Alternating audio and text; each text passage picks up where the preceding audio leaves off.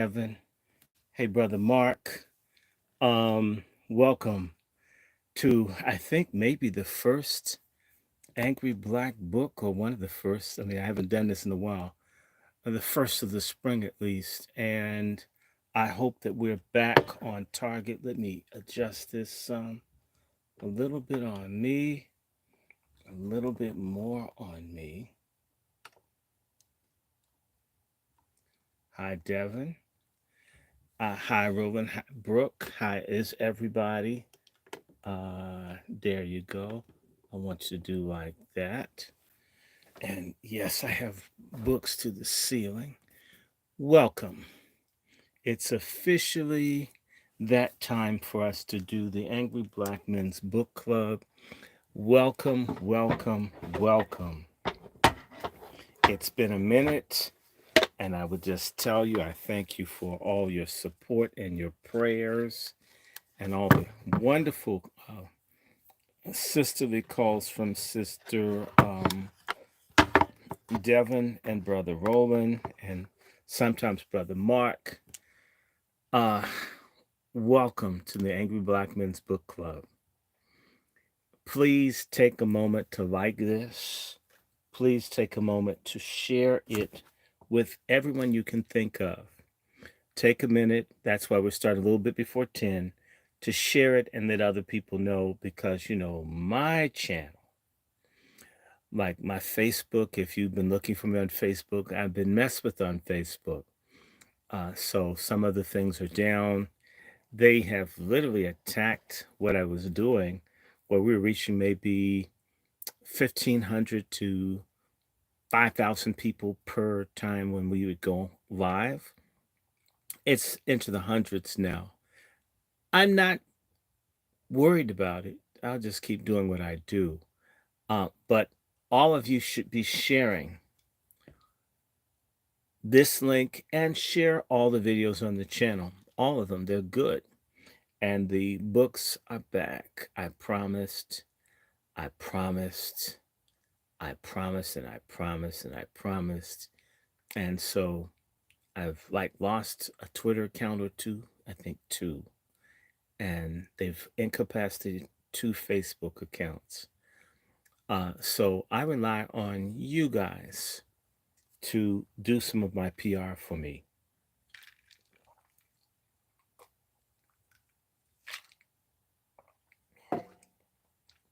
Your help is needed.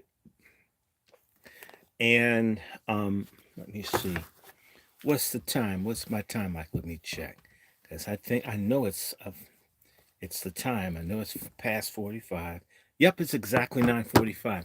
We're on time. We're on time. We're on time. We're on time. So, so let me see. Hey, George, Richard, could you be a moderator on here in case I get any nuts? I'm gonna make you a moderator. Okay. So if anybody does anything really stupid, I can um I can have them silenced. And anybody on this channel here, anybody that needs to be a moderator, I just want to do this. And I have been like dying. I've been getting all these different books, some not so new. There are a couple of these really awesome books. Torn Apart by Dorothy Roberts. She's a feminist, but she's probably the only feminist whose books I buy. She has this book, Torn Apart, talking about child and family services, how they steal children from Black families. I'm going to be reading from that soon. She has another book called Killing the Black Body. I'll be reading from this soon. I promise to talk about racism and eugenics. And I want to say to you, speaking of racism and eugenics, when I spoke to my cardiologist on yesterday, I had to explain to him when I was dealing with congestive heart failure and multiple illnesses, the little racist doctor at Sibley Hospital where Dick Gregory died told the nurse, but not my mother and I, that I had acute anemia. It didn't say what kind, right? And there was no mention the entire time I was in the hospital about anemia. I didn't even get debriefed. He didn't talk to my mother and I before I got sent to a hospital room. In fact, he was trying to look for AIDS because he wanted to torment and insult me as a black man with AIDS. When he failed to find that I had AIDS, he wasn't interested in me as a patient. That's how modern racist medicine is. And I just remember hearing him say anemia in a low voice to the nurse, and I remembered it. And I had part of why you haven't seen me is I've been anemia runs in my family, men and women. And I talked to you guys, it's important to know your genealogy, and it makes sense. It runs out of my mother's family, and blood diseases are commonplace, in particular among people who are inbred, and also it's frequent for people who come from nobility. I'm not being arrogant when I say to you, according to my research on multiple sides, I come from multiple royal lineages: European, African, Amerindian, Mesoamerican. I'm the same person. I'm not tripping. Most important thing to me is that God knows who I am. Some of those people in history that you've heard about that are bastards, like I have a distant cousin you've heard about named Napoleon, who did a genocide on black people in Haiti, and he's a mulatto. So the lineage stuff doesn't go to my head because a lot of these big name people did a lot of evil to folks. But you need to know your lineage. When you know your lineage, in fact, that's what a lot of people do with 23andMe and other things, is trying to learn about the diseases in their family. And it's only after, all this stuff happened to me, I began to remember my mother would be very weak. I remember trying to open her eyes as a child. She'd be so exhausted. Um, uh, Anemia it's in our community. A lot of people that you see are depressed. A lot of them have anemia, and a lot of people are getting anemic because they're trying to change their diet and eat healthy. And sometimes for me, y'all gonna freak out. I'd stop trying to eat red meat altogether. And I only began to feel better when I began eating periodically red meat again. Go figure. I I felt my best since I had some steak. I had a bunch of them. They were good. Um, so we'll be talking about racism, all this stuff I promised you. And also, I want to let everybody know on tomorrow, we'll do for all of you that are Christian. I'm not ashamed. I'm black and Christian. If you're one of those voodoo Negroes, don't come. But for people, if you're interested in a Christian sermon from a black Christian, pro-black, anti-racism thing, uh, please check out the Salt Ministry. I'll be following up. I will be giving a sermon about reparations. Reparations is biblical. Uh, reparations is God's will. It's actually God's law. How about that? Any preacher, anybody that's not teaching people that you, we are owed reparations, that this is supposedly a Christian nation, which it is not, but we're owed reparations. And I'll be talking about that from a biblical standard, a biblical basis. I was on a a white what's this thing called? What do they call it? So libertarian TV show, and I kicked this man's ass from a Christian perspective of why reparations were necessary and God's will. He hasn't talked to me since. I don't care. We need our, pardon my language, our motherfucking money in Jesus' name. And yes, I'm saved, sanctified, filled with the Holy Ghost, and I still want my damn money. we all should have. Just what I've been through with these health things, trying to put me on metformin, trying giving me gabapentin and other things that could have killed me when I was in the hospital. I am thankful for life. I want to remind everybody listening to this that they told my mother that I would not survive the operation because they wanted to take my organs. So what the heart attack didn't do, what the uh, anemia didn't do, what the double pneumonia didn't do, what the internal bleeding from my heart didn't do, um, what the miracle, and that's why I'll just say to everybody, yes, I'm a Christian. Yes, I believe in Jesus Christ. Yes, I pray. It's all real. Um, for all of you that don't believe in anything, all you fake black people, we don't have nuclear weapons. We don't have armies. Now we don't even have God. We're pathetic. I want to say to you, even a little racist doctor that was trying to hint that I had AIDS in the hospital couldn't believe with congestive heart failure, anemia, double pneumonia, and internal bleeding, and a heart pumping at 50% the rate, my blood oxygen level actually, my blood oxygen level when I was in the emergency room at Sibley Hospital 2 years and some change ago was better than my blood oxygen level yesterday in my cardiologist's office. Yesterday it was 96. When my heart wasn't working, it was 99. If y'all don't believe in God, y'all are sick. Uh, the devils would have killed me. God is real. I'm not talking about fake ass people like TD Jakes.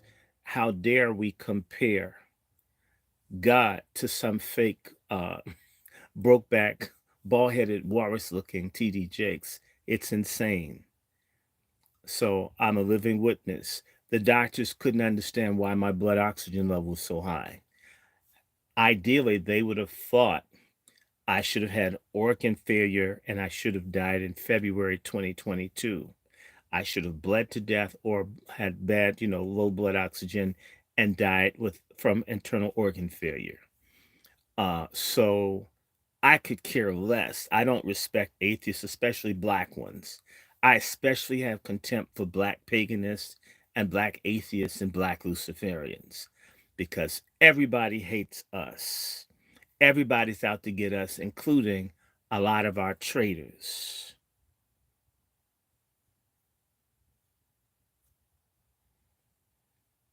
Oh my God. Um, you, the person writing me from St. Louis, I want you to email me. We must talk. My email is on the screen. Let's do this. First and foremost, again, I'm Dr. Randy Short. I think y'all know this.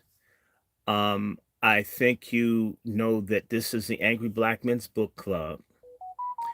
I think you know that the Cash App is $ Dr. Randy Short. You know the Zelle and the PayPal at wrandyshort at gmail.com. And the wrandyshort at gmail.com is my personal email. I respond to correspondence.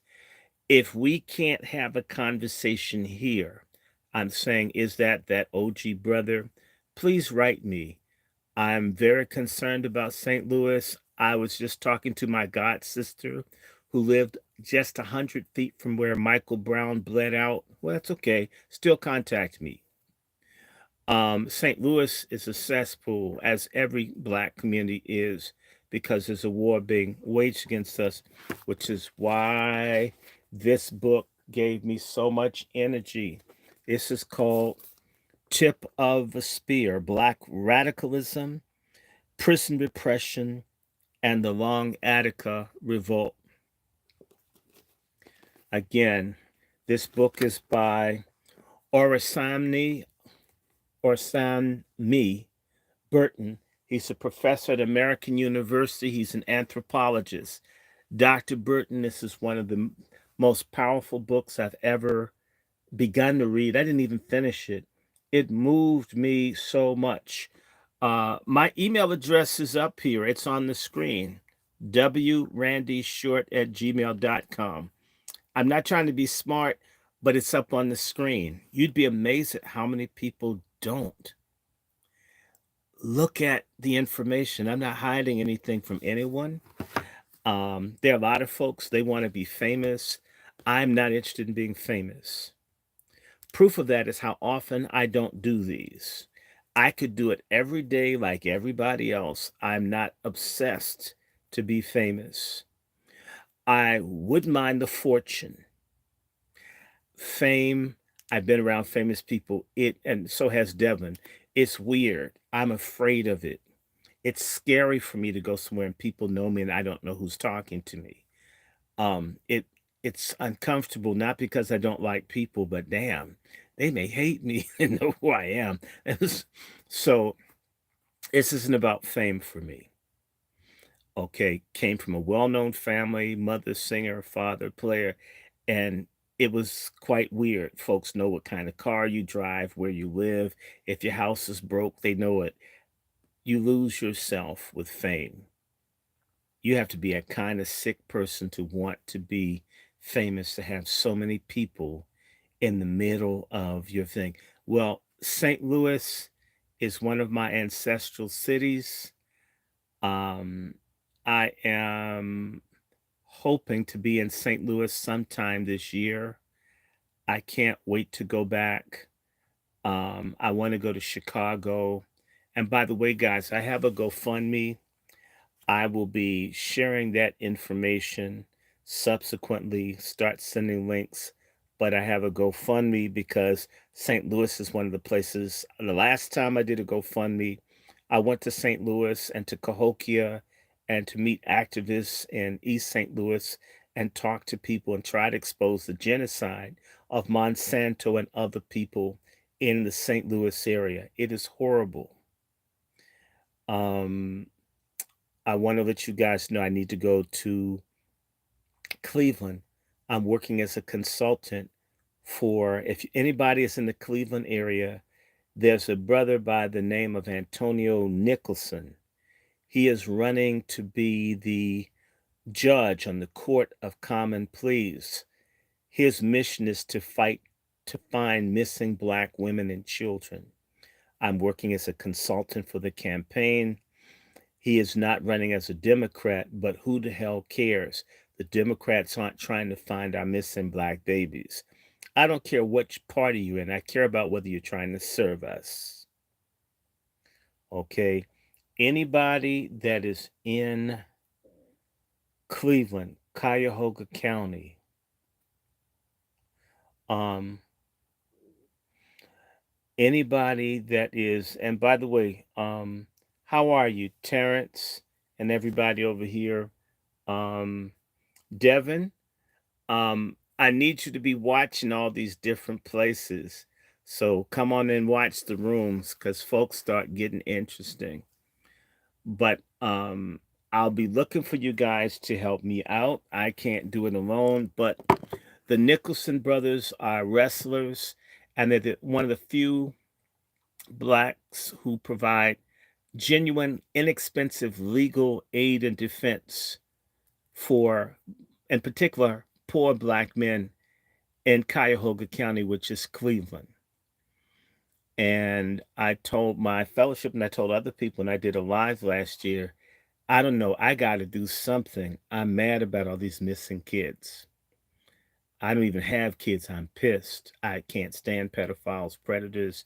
I don't like any of them. And if that's a problem for you, this is not the channel for you. I don't think there's you're a freak, you're a monster if you're bothering children. You're worthy of death. I said it. I don't care who likes me. Um, so anyway, we're gonna kick this off. Welcome to the Angry Black Men's Book Club. It's a miracle they haven't taken this channel away. You have no idea how they play with the numbers and shadow ban, but we're gonna do what we're gonna do, right? I refuse to be intimidated. I refuse to give up. Um, oh my God, I've been in Alton. Oh my God. In fact, in Alton, Illinois is where they murdered a white abolitionist by the name of Elijah Lovejoy in 1837. They burned a white man alive with his printing press. That's There's some hate in St. Louis. That's a hateful ass place. Um, by the way, on Sunday, I know I'll be doing readings. Um, I'm going to do maybe a small sermonette, but I'm going to be talking about religious racism or bigotry, fake, Christianity, which is a major problem. It's Luciferian, and so let me see. One of the people I've had this book here. There are two of them. Um, this is George Whitfield. He's one of the fathers of white fundamentalism, and the Bible teaches that man can't serve God and money. He will love one and hate the other. George Whitfield, who's the father of white fundamentalism and evangelicalism, basically betrayed the teachings of the scripture because white folks and white British people couldn't make it without enslaved black Indians and black Africans. Okay? So the Christianity that a lot of us are introduced to is trash. It's satanic. It doesn't believe in love or respect or human rights. That's why they're all down with this genocide going on in Gaza, while they're silent about the genocide in Congo and silent about the genocide in Sudan and in Ethiopia and in Haiti, and they're silent about it here. And of course, I've got some other stuff. I have been just dying. Y'all have no idea. Plus, I'm going to keep it contemporary. I might switch up between chapters. This is a book I just got talking about the gangs and how the gangs and the political system in Chicago are intertwined. Black thugs are not our friends. They could be, but they're not. They are just, a lot of them just scum. I know that they're trapped, but damn. I will be sharing that. I'll be doing more stuff on Chicago. And let me see, I got so many of these. Woo, Jesus. Uh I might take a piece now and then because I've had these things. I got this book, it's hard to get, called The Blood Never Dried by Newsinger. Talks about how the English speaking people all over the world killed and murdered people for their empire that the sun never sat on, and the sun never set on it, and the blood didn't dry either. Let me see, I got one couple more, and there are others coming in. I'm gonna touch on this eventually, the black tax. It shows how black people were cheated through the tax system, that hundreds of billions of dollars have been stolen from the black community, even when black folks were sharecropping. By the tax system, we've been kept poor by it. Not that you don't know, but it's nice. There'll be some factoids and show that it's been like this. Even when everybody black had a job and was working, we would get messed over. I had mentioned to you earlier, and let me pull the book back up, because this woman, Dorothy Roberts, has these books, Torn Apart and Killing the Black Body.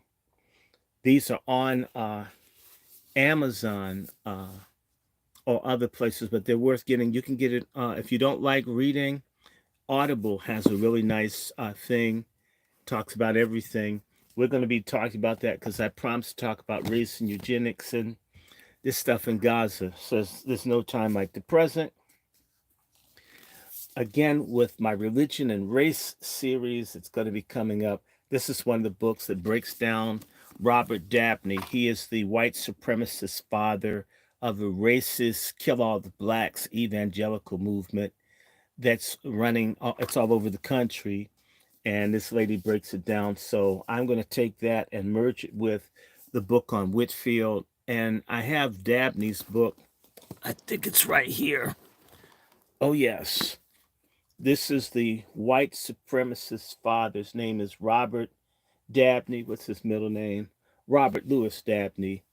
And he is the father of teaching folks that slavery was God's will. Abolitionism is Luciferianism. In other words, black people being free is of the devil. There are white people that believe this. And what I will do is link up Dabney and even this book on here with this book on pro-slavery thought, and you'll find that the language being used to justify why we don't get they're against us getting reparations is the same language that we're using to justify slavery. The more things change, the more they stay the same.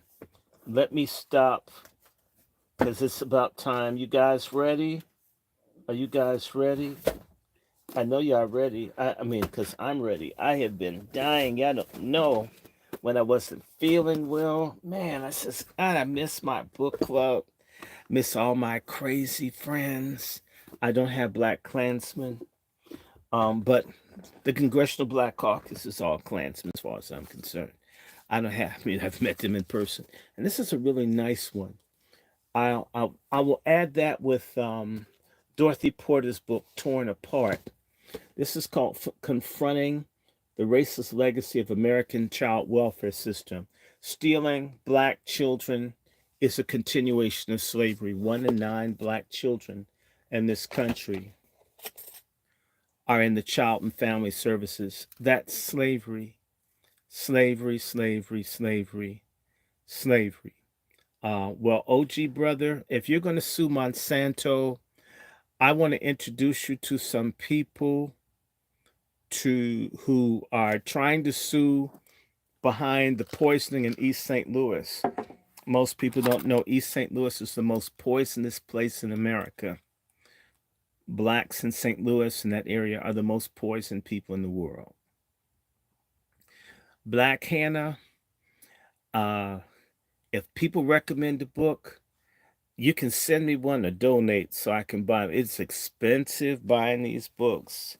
You have no idea, and you cannot get these with Amazon. The prices of books, in particular on blacks, I think have as much as quadrupled the cost. That's another way to keep you dumb is that you can't afford to buy. But with that being said, all you folks, it's 10:10. I'm on you guys' time, so let me just open up and again welcome to the Angry Black Men's Book Club. This is the spring season. I thank God for being back. I thank God for my wonderful sister Valerie in Long Beach, California, diagnosing me as having anemia, and so I love my sisters, the good ones, you Wazis out there. And thanks to her and the other people praying for me, I'm here. And this is our book. This is our book. This is our book. Again, The Tip of the Spear, Black Radicalism, Prison Repression, and the Long Attica Revolt. And I'm going to skip the acknowledgments unless you want me to. Y'all want me to try? This is 230 pages. I will start with the introduction. And I think I'm going to try to do, I may do this like I did with, remember when we were talking about Shirley Chisler? Yeah, I know she was, and I saw that Shirley Chisler film. I won't get into that.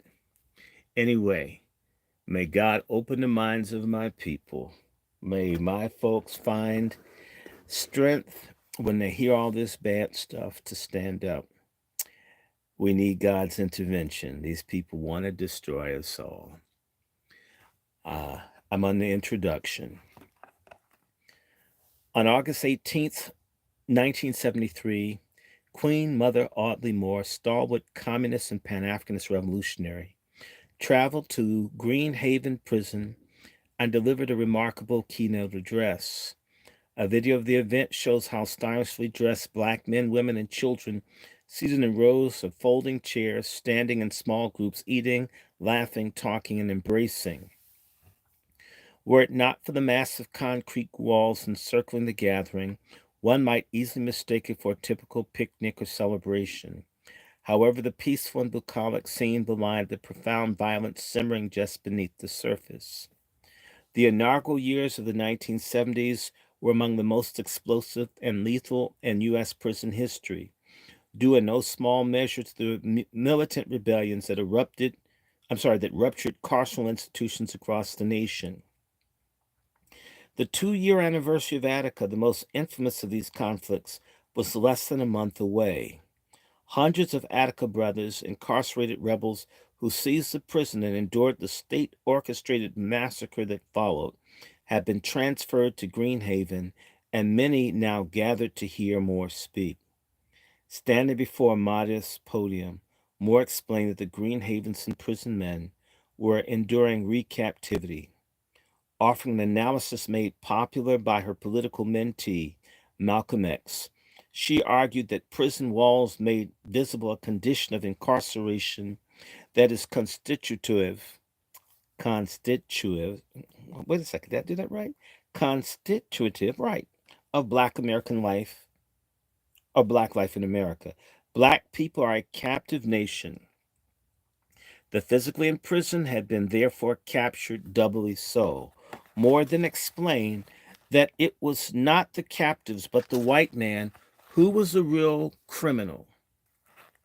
She reminded her audience comprised of people variously convicted of robbery, assault, rape, murder, and drug related crimes that none of them had ever stolen entire countries, cultures, or people, or sold human beings into slavery for profit.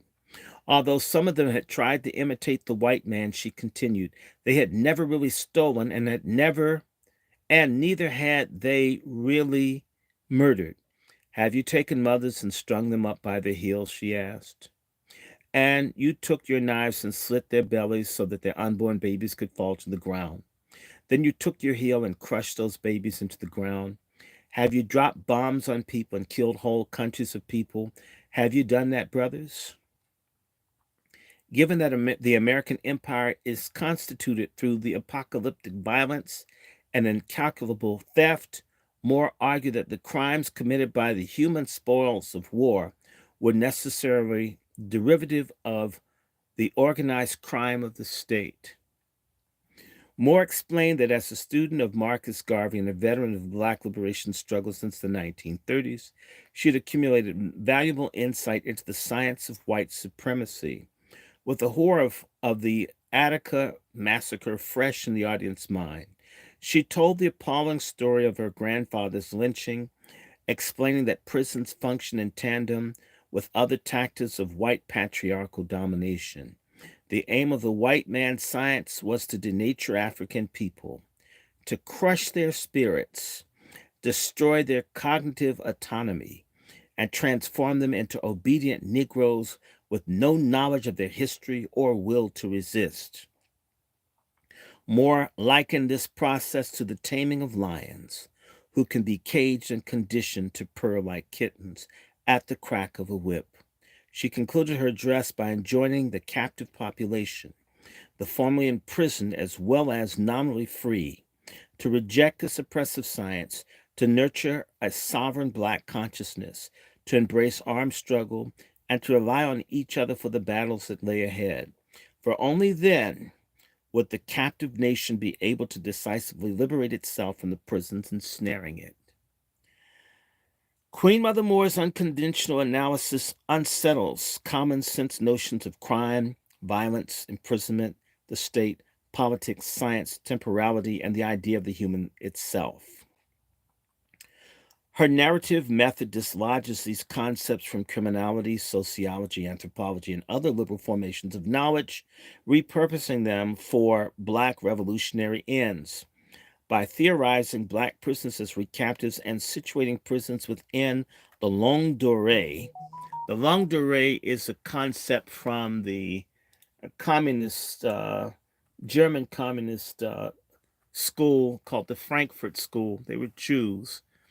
And the longue durée is their theory that revolutions happen out of a pattern, right? But often there's a repeated thing that hurts or angers people, and then there's one time too many over the long span of atrocities against the people that they explode. Michael Brown, you name it. There's uh, a Rodney King. You can have a situation, Trayvon Martin, where these killings happen all the time, and then there's one that sets people off. That's with a long durée. And ultimately, they're talking about a revolution where the people get rid of a system. So when you hear longue durée of European colonialism, she forces a reckoning with nonlinear, fractured, and cyclical understandings of the historical movement. Her visceral rendering of the gendered racial violence disrupts the past and present, attempts to construct the Attica massacre, during which state actors slaughtered at least 39 people and sexually tortured hundreds more, as aberrational or exceptional. Rather, without ever mentioning it, directly she calls attention to the resonance between the recent spectacle of violence and the supposedly bygone regimes of chattel slavery, racial apartheid, and settler colonialism. Moreover, her arguments that the white man allegedly's objective science involves methods of taming black rebellion is suggestive of concurrent efforts by CIA-affiliated behavioral psychologists, physicians, and others to neutralize political radicality by chemically, surgically, and electronically altering brain functions. Let me just stop and say to you, in the city of St. Louis, the United States Army dropped radioactive material on black people in the projects in St. Louis to see how it damaged their brains. Nothing's really been done about it. Next time you hear something negative about black people in St. Louis, you have no idea what they've done to the people there. It's disgusting. It truly is disgusting. It's and Baltimore. You hear about Baltimore and Detroit. When you hear these negative depictions of your people, you need to consider. In the words of Dr. Martin Luther King, he's saying the same thing. Martin Luther King did an article and he said that black crime is derivative of white crime. And what that means in a sense is that if white folks hadn't done the big, wicked criminal things to black people, blacks wouldn't do much of the small things that white people bitch and complain about. Somebody say amen. Conveyed during a moment in which the struggle behind the walls was taking on a less combative posture, Moore's oratory challenged the state's authority to criminalize and incarcerate black communities, while affirming the captives' rights, indeed their duty, to struggle against the carceral world. These ideas, thematic concerns, and political imperatives prepare us for the narrative that follows. Tip of the Spear argues that prisons are war. They are state strategies of race war, class war, colonization, and counterinsurgency.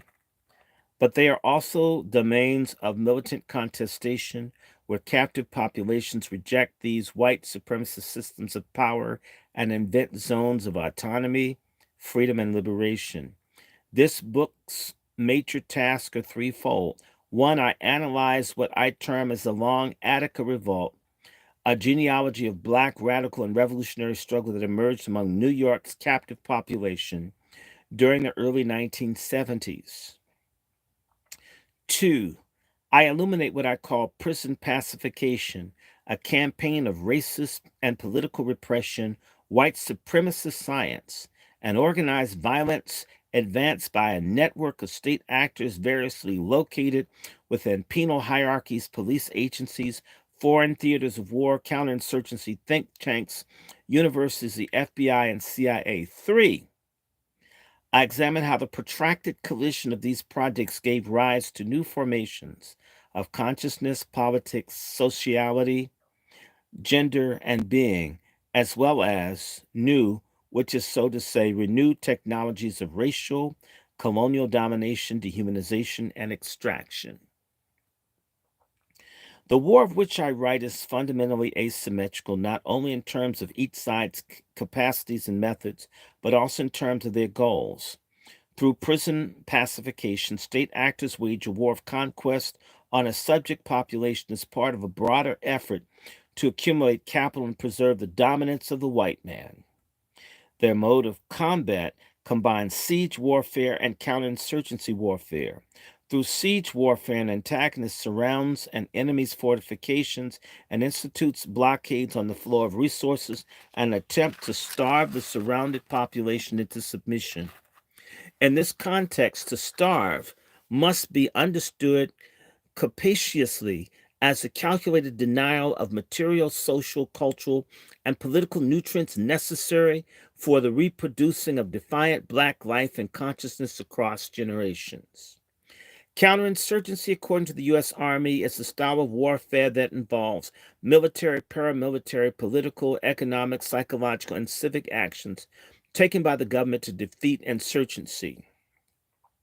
As will become clear, the planners and administrators of this carceral siege aimed to crush the revolt by deploying a range of techniques both hard and soft across these terrains of intervention. In contrast to this carceral project, the long Attica revolt was not a war of conquest or accumulation. Against the carceral siege, revolting captives waged a people's war, a counterwar, or what exiled Black revolutionary Robert F. Williams, and I have his book too, a guerrilla war of self-defense, popularly characterized as a war of the weak against the strong. Guerrilla warfare involves irregular small-scale attacks that aim to disrupt the social order, raising the cost of business as usual to a level that is unsustainable for the ruling authority, forcing them to relinquish control. Within and against captivity, rebels employed diverse methodologies of attack: political education, critique, protest, organizing, cultural production, litigation, subversion, refusal, rebellion, retaliation, hostage taking, sabotage, armed struggle, and the intimate labor of care. Like More, they saw prison walls not as boundaries between freedom and unfreedom, but as material demarcation of different intensities of captivity, vulnerability, and rebellion. Attica was and is a multiracial structure of revolt led by people who self-identified as Black. However, the Blackness they claimed as much, if not more, a collective political designation as an individual identity. Through this rubric, Black skin is insufficient for Blackness, as Moore's derision for Black-skinned Negroes makes clear. For decades, combatant theorists and politically engaged academics have conceptualized political Blackness as a mode of consciousness emerging from the collective historical experience of oppression and struggle. Attica erupted out of this context, a historical moment in which people whose African ancestors were enslaved in what became known as Latin America increasingly embraced their African heritage. Moreover, conditions of extreme carceral duress coerced some imprisoned and destitute whites into Black modalities of rebellion. Authority itself may be going down a fast track towards the niggerization of everyone, explained a white Attica survivor. Forged within cauldrons of racial, sexual, and class suppression, the long Attica revolt threatened the existence of prisons, the social order, and the very coherence of white man, a coercively universalized, paradigm of human being. Contrary to most academic scholarship on prison-based movements and rebellions, tip of the spear, this centers the incarcerated people's formal demands to improve prison conditions. Through struggles over access to decent food, clothing, shelter, medical care, visitation privileges, humane parole policies, and so on, are important sites for political contestation. These appeals constitute the prison's movement's minimum demands, call for bare survival amid genocide. Investigations of prison insurgency tend to focus on this rational and pragmatic class of demands while ignoring, dismissing, or downplaying calls to tear down the walls and free all political prisoners as unrealistic, hyperbolic, immature, or too extreme. Moreover, as Dylan Rodriguez has shown, even these minimum standards, which tend to be articulated in the form of a petition to the state, are routinely analyzed in unsophisticated ways that circumscribe the horizon of incarcerated people's ambitions to a desire for full incorporation within existing regimes of citizenship, rights, and humanity. I'm not arguing against the common refrain that incarcerated people just want to be treated as human beings. In many cases, this is certainly true, but in others, it is a conception of the human itself that is seen as the problem. As the dominant way of interpreting anti carceral struggle, the focus on external demands on the state narrows the scope of people's actual desires and facilitates the mystification of prison abolition's revolutionary and anti colonial origins. The tip of the spear argues that the long Attica revolt was itself a demand uttered through what Reverend Dr. Martin Luther King famously termed the language of the unheard. This riot, this rebellion, this revolutionary upheaval was an internal demand to call to arms directed not towards the state, which did not have the capacity to comprehend or satiate the rebellion's most fulsome desires, but towards allied communities across the prison walls and beyond the United States territorial boundaries. The content of this maximum demand was the abolition of prisons, the abolition of war, the abolition of racial capitalism, the abolition of the white man, and the emergence of new modes of social life, not predicated on enclosure, extraction, domination, or dehumanization.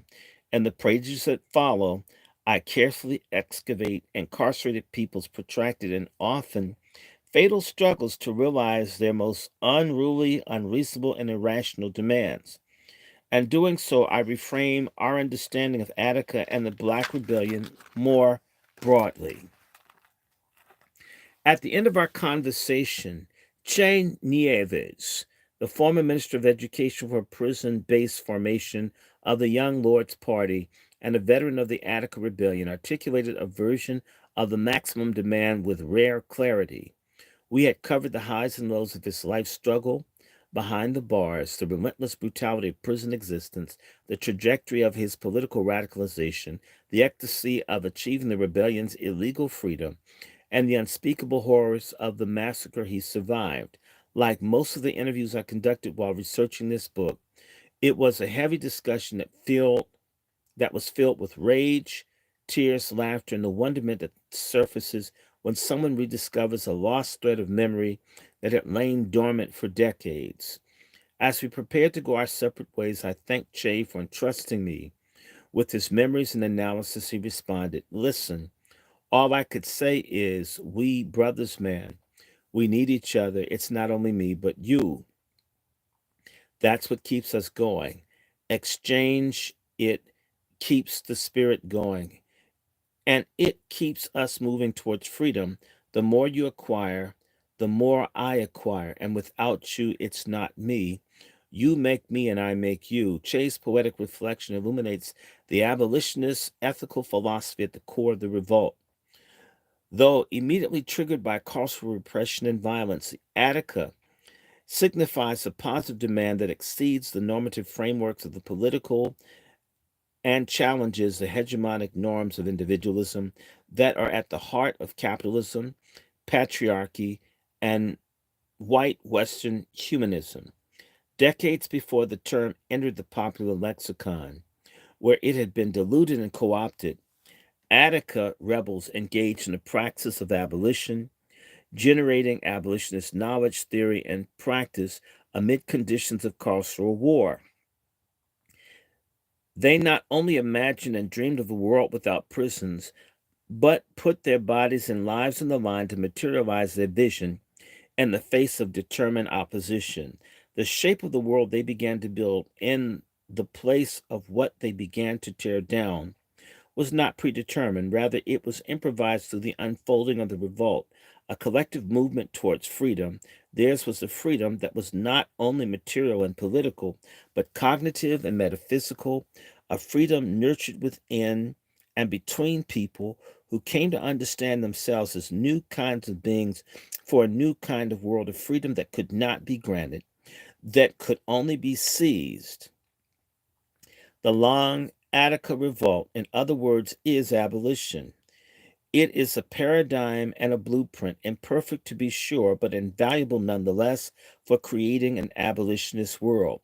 Che's assertion that the power of our principled brotherhood exceeds the sum of its own parts to another major theme of this book: manhood, masculinity, patriarchy, and gendered life under domestic warfare. Tip of the Spear focuses on the struggles enacted by people incarcerated in prisons designed for men who, and by and large, understood incarceration as a process that attacked their manhood and who engaged in rebellion as, as humanizing and indeed a masculinizing process. As such, it analyzes the complex ways in which the, that claim that claims to manhood are constructed, contested, and violently negated by the process of struggle, and shows that the content of manhood proclaimed by the rebels was radically different from that enacted by their captors. Across the years of learning with and from progressive, radical, and revolutionary black men who rebelled within and against racist and patriarchal state, I've learned that a gendered struggle, a struggle to redefine manhood itself, is to create an ethical and life-giving manhood, was and is indispensable to this revolt.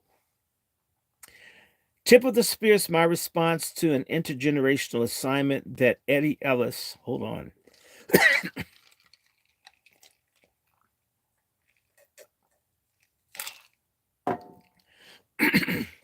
that hmm, that Eddie Ellis and others gave me nearly a decade ago. I met Ellis at a 2009 while facilitating a political education workshop with the Prison Moratorium Project, an organization he helped establish after spending 23 years behind the walls. I need some more water. Ooh.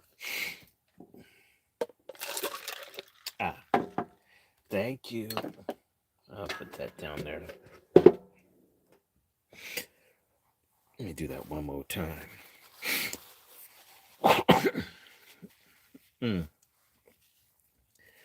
Whew, 23 years behind the walls. In 2014, when I began conducting research for what evolved into this book, I interviewed Eddie, hoping to learn about his life as a journalist for the magazine The Liberator, his role in the Harlem Black Panther Party, his experience in Attica during the rebellion, and his work as part of the Green Haven think tank, a prison based formation whose research influenced multiple generations of activists, scholars, policymakers, often unacknowledged in unacknowledged ways. During our interview, which lasted upwards of 6 hours, Eddie shared his feelings that he and those with whom his community had failed to theorize, document, and contextualize the movements they led behind prison walls. Quote, "We have never been able to use the tools of academia to demonstrate that our analysis is a better analysis," close quotes, he said. Then he suggested perhaps I could play that role, that I make it my mission to use the resources of academic scholarship to rigorously elaborate a genealogy of knowledge and production that today remains largely criminalized, pathologized, and intentionally hidden from public view. It was a transformative interview in many ways, but unfortunately, it was our last. Ellis died of cancer shortly after that conversation. Mm.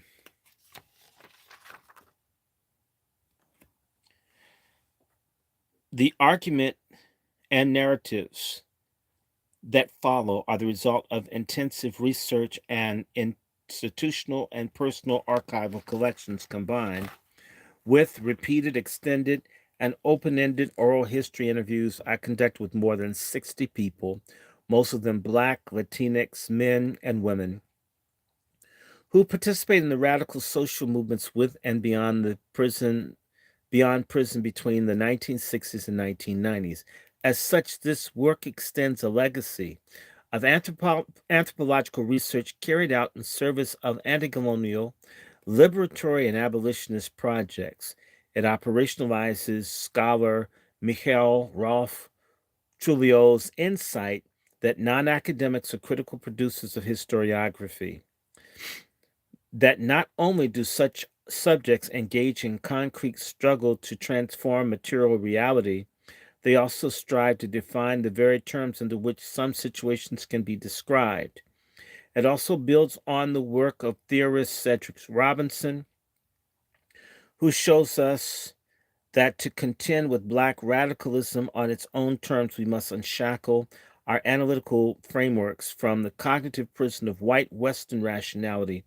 I refuse to impose knowledge paradigms developed to justify the current social order upon movements that aim to unmake that order.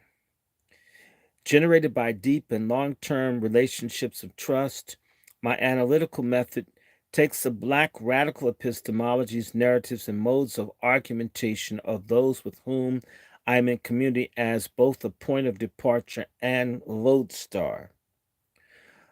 Moreover, it employs an ethnographic approach to historical narrative in which I, the reflexive authorial subject, remain present in the story, thinking and theorizing with the protagonists of the struggle to collectively scrutinize the meanings of key ideas, decisions, tensions, and events.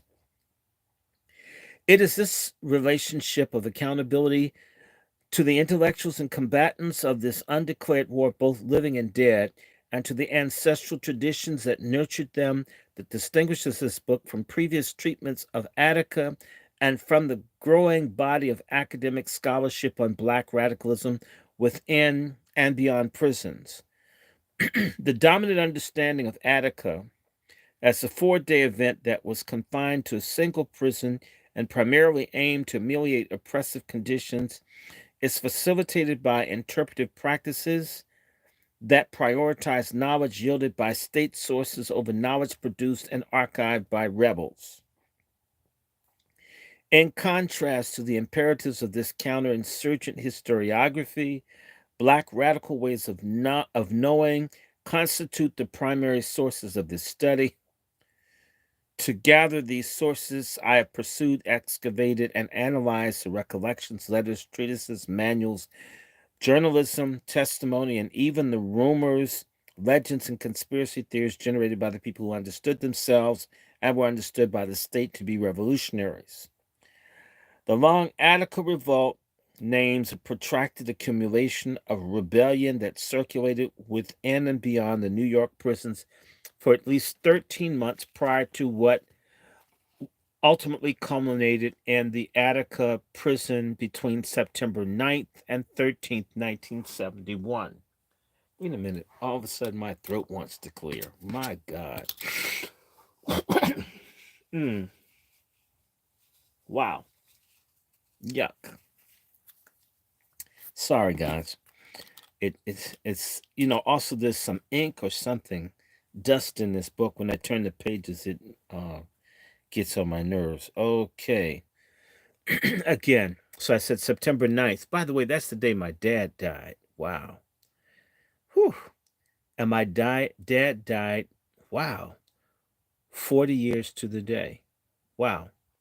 As Trujillo asserts, the historical narrative within which an actual event fits could precede that event itself, at least in theory, but perhaps also in practice. Indeed, the narrative practices of the people I spoke to troubled, coherent, linear, and bounded notions of the Attica rebellion.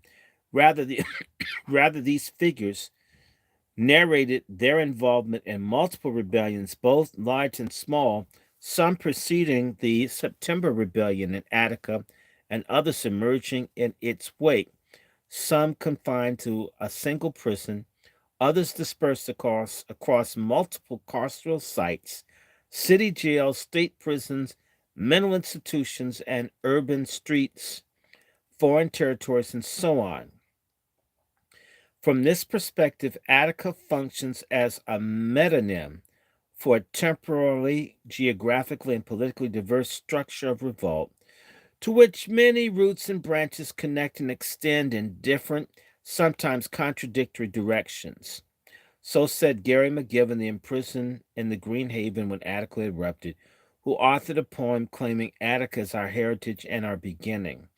My decision to organize this book around the paradigm of war arose from listening to movement elders and taking what they had to say seriously.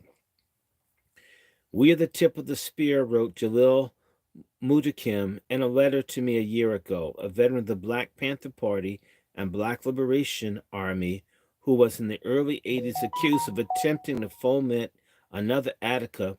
Mudakim had been incarcerated for over 4 decades in a range of intensely politicized charges, including a conviction for the assassination of two New York City Police Department patrolmen back in 1971, a conviction that was facilitated by the FBI's anti black counterintelligence program, aka COINTEL guys. I was captivated by the phrase, which is commonly used in the military parlance to refer to combat forces deployed to penetrate an enemy's first line of defense. Initially, I interpreted it as a reference to the leading role that politicized prisoners have played in challenging the state. That is, I interpret the statement as a historical claim. It later occurred to me that in using this martial idiom, Mudakim could also have been pointing out the location of incarcerated people behind enemy lines, such that their effective organization could catalyze movements beyond the walls. In other words, maybe he was deploying this phrase as a tactician, much like Frantz Fanon was when he wrote, "It is among the masses, these masses, in the people of the shanty towns and in the lumpen proletariat that the insurrection will find its urban spearhead." However, there is a more chilling possibility. The war paradigm means that it has been possible to interpret Mudakim's statement from the point of view of the state, which would make incarcerated people, especially incarcerated black revolutionaries, the tip of the counterinsurgency spear that had been pierced through the front lines of its opposition on its way to striking a more essential target, us. Translation, there's a war against all of us. The Negroes in lockup are on the front lines. As the story of war, the tip of the spear, mobilizes these various interpretations of the term, analyzing the cutting edge of the carceral struggle as seen from both sides of the blade. Quote, as soon as all of this became clear to me and I developed the nerve to admit it to myself that we were defeated in the war and we were now captive slaves, or actually that we inherited a neo-slave existence, I immediately became relaxed, always expecting the worst, and started working on a remedy, close quote. George Jackson offered this reflection from the Soledad prison in a 1967 letter to his mother. 6 years earlier, an 18-year-old Jackson had been given an indeterminate sentence of 1 year to life for robbing a gas station at gunpoint. It was behind the walls of the California prison system, where racism was in its pure state, gathering its forces, pulsing with power, ready to spring, that Jackson mutated into a revolutionary. Wow, it's dusty down here. Okay, revolutionary. Where am I? He studied martial arts, read voraciously, co organized underground formations of resistance, and became Field Marshal of the Black Panther Party, wrote incisively and prodigiously, and engaged in physical combat against the state. Jackson's insight about the relationship between prisons, war, and slavery is a useful point from which to begin our examination of carceral war. Dominant understandings of prisons as neo slavery are typically grounded in the critical interpretations of U.S. jurisprudence. For activist scholars and politically engaged academics, two primary sources have been particularly influential: the exception clause of the 13th Amendment of the U.S. Constitution, which abolished slavery and involuntary servitude except as punishment for a crime, and Ruffin versus the Commonwealth, the 1871 case in which the Virginia Supreme Court declared incarcerated people slaves of the state. I'm sympathetic to the newest neo-slavery arguments that cite these sources, particularly when slavery is understood as violent relation of domination that often involves but does not require the exploitation of labor for profit. I myself was politicized to this mode of historical narration that compelled me to embrace abolition as the only ethical response to slavery. However, as I researched this book, I became increasingly critical of this approach, not of the neo slavery analytic per se, but how it is alleged that the basis in law is endlessly deployed as though slavery exists because the law allows it to. George Jackson's assertion that black people are captives and slaves, not because of law, but because we're prisoners of war, we're historical prisoners of war, invokes a paradigmatic, God, paradigmatic. Okay, I did it right. I'm sorry. He uses lots of huge words. Nobody's going to read. Average people are not. I understand that these are, I know how to pronounce these. Don't get me wrong. I'm not mad at dude. Let me just tell you what I'm getting from this intro. This book was written to prove something, not that he's bad, but you have to use all of this asinine, puffed up language to get a point to white folks that you know what you're talking about. Because when you see all this in theory and you throw all these French people in there, I went through this whole it's amazing. White folk, when they want to write a book, they just write. When black people need to say something, they have to do all of this to prove I'm smart so I can say something. Understand that. Because come on, guys, there's been a whole lot of $50 words here. Not that I have an issue. I just wouldn't. Yeah, I've got a filter. Maybe I should bring my filter in here. You want me to get my filter? Let me get my filter. I need to get my filter. Plus, my cat was down here. Let me get a filter. Give me 1 second. Let me get my filter. You're right. Something's triggering my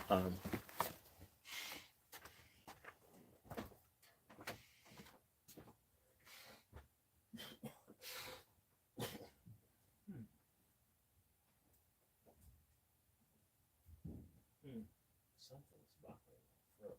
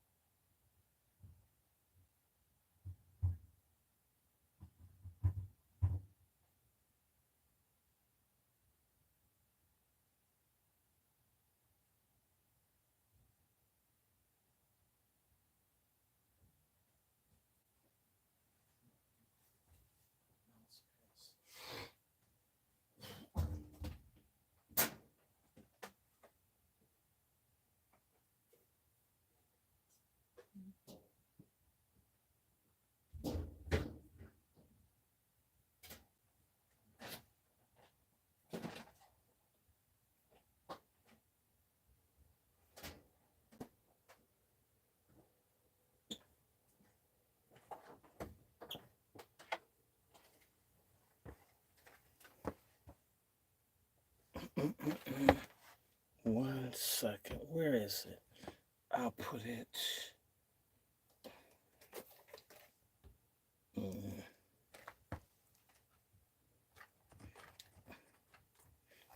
right here.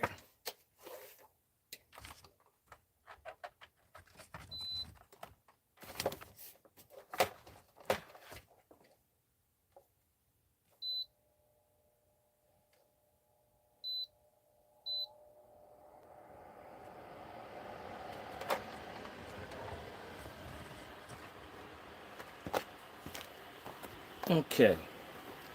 I put my filter on. I put the ozone machine on. Whew. Whew. Yeah, I think selfish. There's a bunch of selfish. I need to put the ozone thing in here and kill whatever selfish has on. 'Cause something was like tripping my throat out. I was like, what's going on? Okay.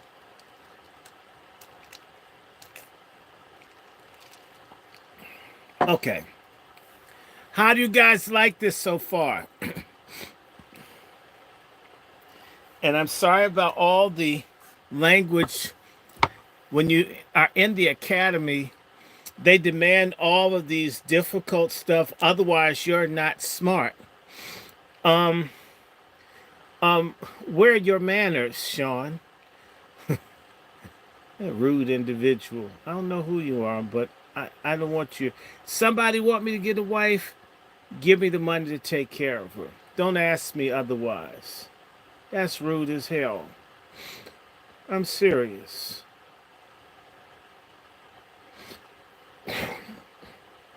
That's rude as hell. I repeat, and I'll say this to everybody out there that's single.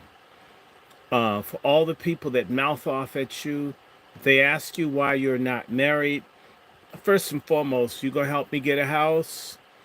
You're going to make certain I have the income to take care of an additional person. You're going to make certain I have legal protection in case that person wants to get a divorce. And, right? Rude people. And it's none of their business. And you know what? Probably a fruit booty. I don't sit up worrying about who is and isn't married. That's a fruit booty question. You probably got something too. I'm glad I don't know you. Let the church say amen. Now,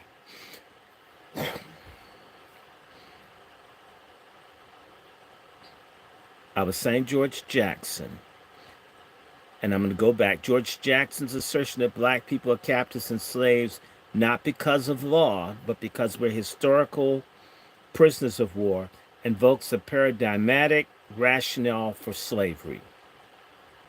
This rationale is embedded within the classical liberal theory, the philosophical substrate of the capitalist social relations, against the dominant understandings of liberalism as a political order that expands peace. Political philosopher Mark Neocleus argues that liberalism is a self-conscious doctrine of war exercised in a permanent fashion against rebellious slaves, antagonistic Indians, wayward workers, and of course the criminal more broadly defined.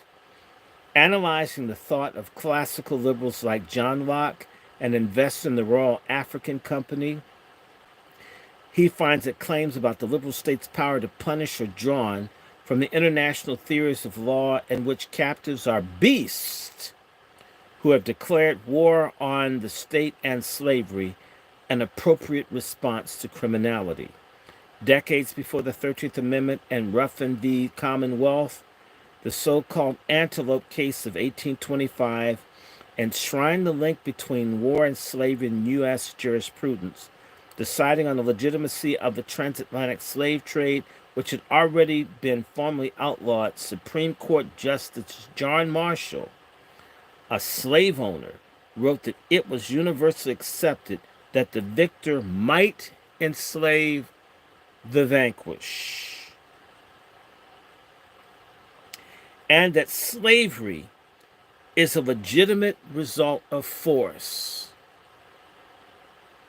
Let me just stop and say, the only thing that's going to stop your or my enslavement has to be a counterforce, whatever that's going to be. Hmm. Quote, the state of things which is thus produced by general consent cannot be pronounced as unlawful, he continued. So since we kick niggas' asses, they can't be free. And that's basically the attitude you deal with reparations and everything else, people. Everything else is that we beat your asses, we stomped you, and we'll help illegals and everybody, but we beat you guys' asses, and we don't have to do any. No matter what, we can poise you, take your kids. This is the way it is. And I want to say, black men, this is why he's talking about manhood. I want to just make this comment. Black youth will open up an automatic weapon and shoot people at a party over beef. But a killer racist cop is more safe than every black person in America. There's something fundamentally wrong with us. That there's so much smoke and bloodthirstiness for the smallest thing amongst one another. But people who truly hurt us have total impunity. It's amazing. I'm going to compare us to Palestinians. If you just have to die and you can't take it anymore, wouldn't it make more sense to take a shot at Mark Furman than to shoot a black granny who's not trying to hurt nobody? Why are we so goddamn cowardly and weak? And I'm not encouraging violence. I'm only saying, my God, if you just had to be violent, you're going to go out. Why would it have to be? Why would it have to be that you would hurt someone that's not even fighting you, but someone that would beat you up, crack your skull, shoot you, or shot other people, dog people in the neighborhood for years, would never feel any retaliation under any circumstance? That doesn't happen to any other community, not even Latinos. Why? The law enforcement people know they would fight back. And I'm not encouraging anyone to do anything. I just want you to understand that the absence of manhood is hurting us.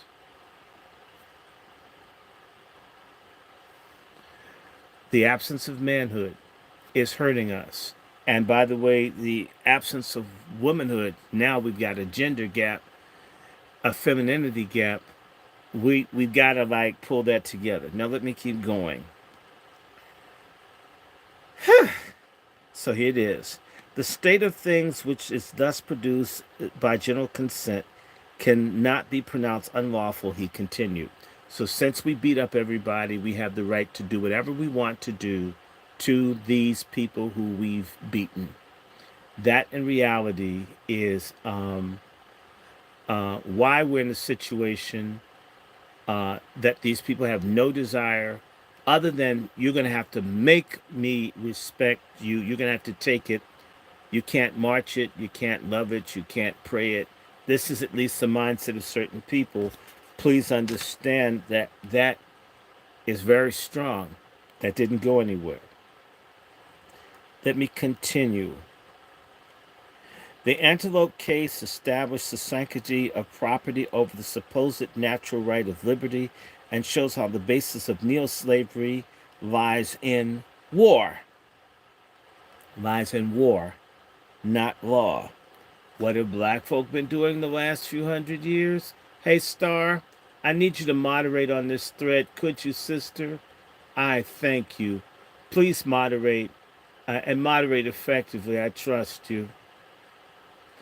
Yeah, moderate. I don't disrespect folks, and I'm not going to be disrespected. Okay. It's better. Okay. At least I'm not gagging. Again, the Antelope case established the sanctity of property over the supposed natural right of liberty and shows how the basis of neo-slavery lies in war, not law. Again, the relationship that these people have with us is never ending from the 1520s to today. a war against us, whether we like it or not, whether we want to fight or not, whether we are loving or not, whether we're peaceful or not. There is a war against us, a declared war, and in reality, maybe these prisoners get it better than the people outside of the jails, right? The bushy people, right? People think being a rich ass slave is free. No, a rich ass slave like Diddy, or a rich ass slave like a lot of people who have money. Oprah is a rich ass slave. Let her make one step. Let her do one thing and see how quickly Oprah Winfrey can be reduced to the level of any common black criminal. Let her do one thing.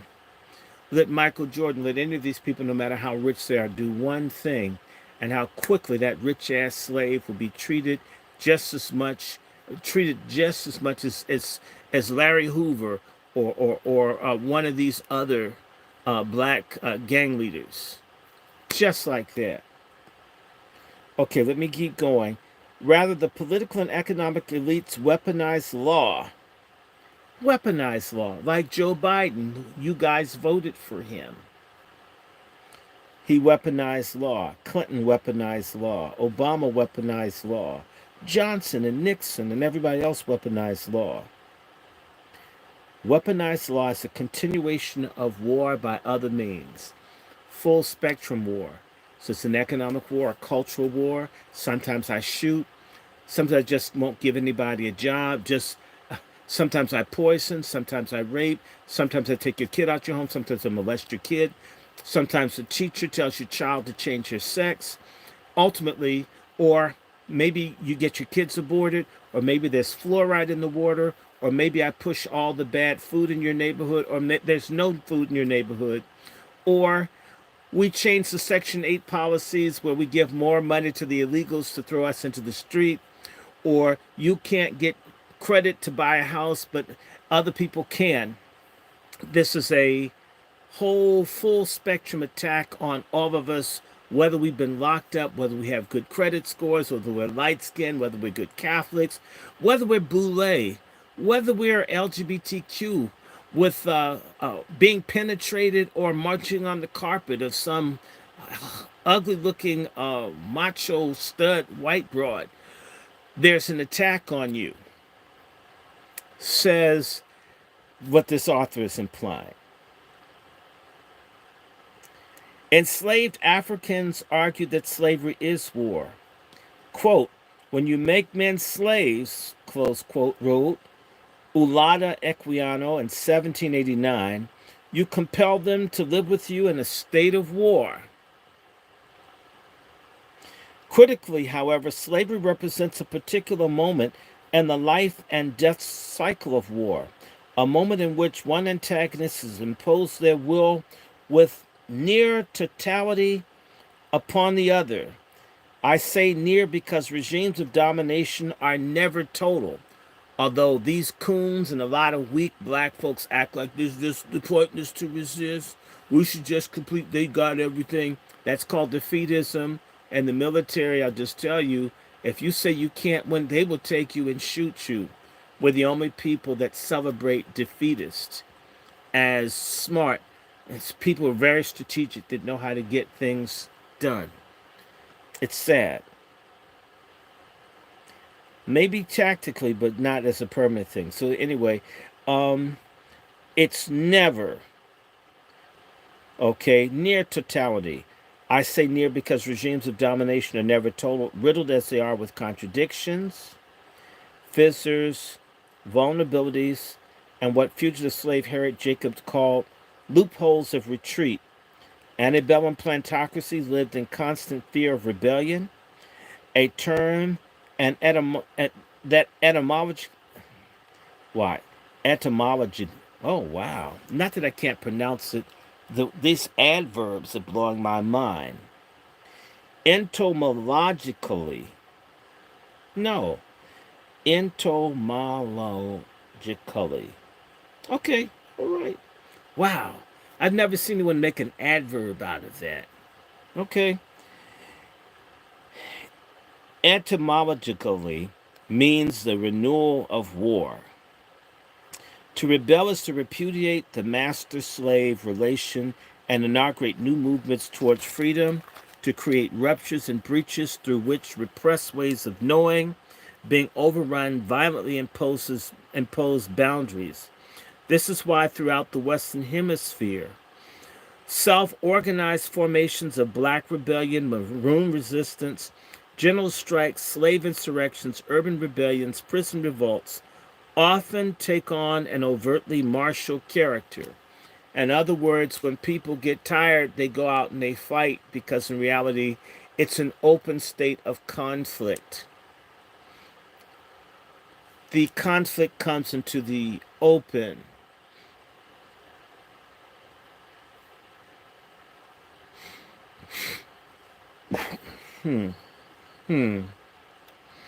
Prison pacification names a historically specific articulation of this permanent war, one that was forged amid tectonic shifts in U.S. political economy during the second half of the 20th century.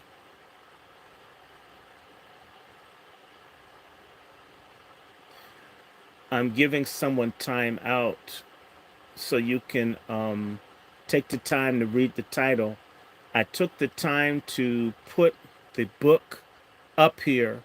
If you don't see the tip of the spear, if you're not paying attention, forgive me, it's kind of stupid to ask me once I've started it. It was listed everywhere in the announcements. A lot of our people don't like reading. We think we're very smart, but some of the most basic things we don't read. It it doesn't take you 10 words to read what the title of the book was. If folks had come in on time, it would have been there. Well, but you got the announcement. I took the time to type it. Read what the announcement tells you. Don't ask me what I'm reading. I wouldn't do it to you. I would be looking to say, what is it that they put out? We have to have discipline and trained minds, and being late isn't an excuse. Being late isn't an excuse. Everybody can see this. I put it out there. I don't hide it. I don't hide information from people. Some of you that didn't go to the universities, y'all hadn't had teachers that just deliberately tried to mess over you because you were black, to make you look stupid, even if you had your stuff together. Some of our people have never, ever been in environments where you had to really use your noodle. Okay, it shouldn't be recreational.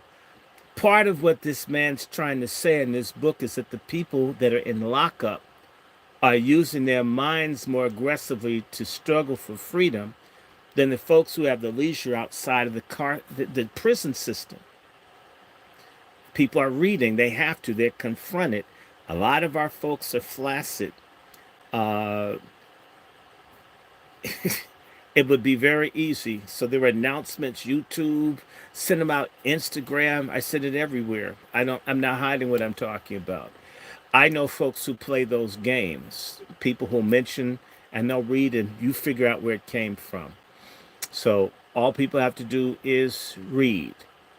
Okay, I'm not going to respond anymore. I don't mind if your feelings are not pleasant. I'm not hiding. I I know difficult people who are arrogant with their degrees and all that don't want you to know anything. Or they say it one time, they go real fast. In fact, people respect the asinine academic people. People can listen. We were going to continue. So, yes, let's listen. Hell, it's free. The main people that ask the questions are the main ones that never contribute. It's a very interesting thing about our people. But that's okay.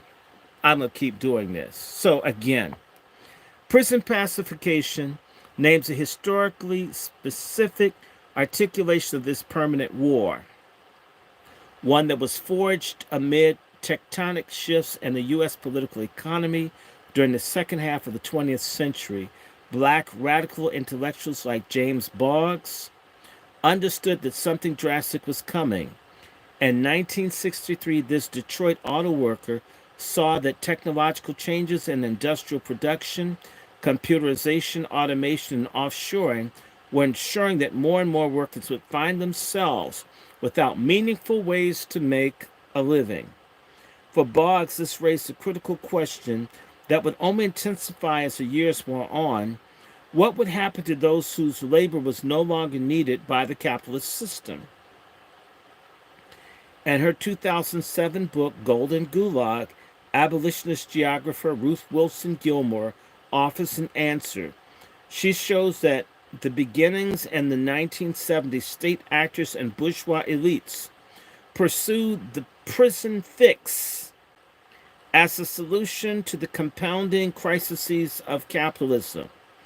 They usurped state capacity that could have been used to expand the social wage instead of deploying it to criminalize and cage what were deemed surplus populations. Translation: lock up black people because they're trash. They don't need us anymore. There's no need for niggers. Let's do jails. And yes, the omnibus crime bill, one of the first was 1967 because of the riots in Detroit, Newark, and right? These jails and all of this and the dope, all of it's interconnected. It's warfare against us. The social wage means the government had the option, and instead of spending the money on jails, they could have invested in the people, but they preferred jails to housing, to training, to letting people retire at 50 or letting them retire at 55. Now people working until they're 80. I mean, it's all of these things, but to steal all the money, which is what we're dealing with.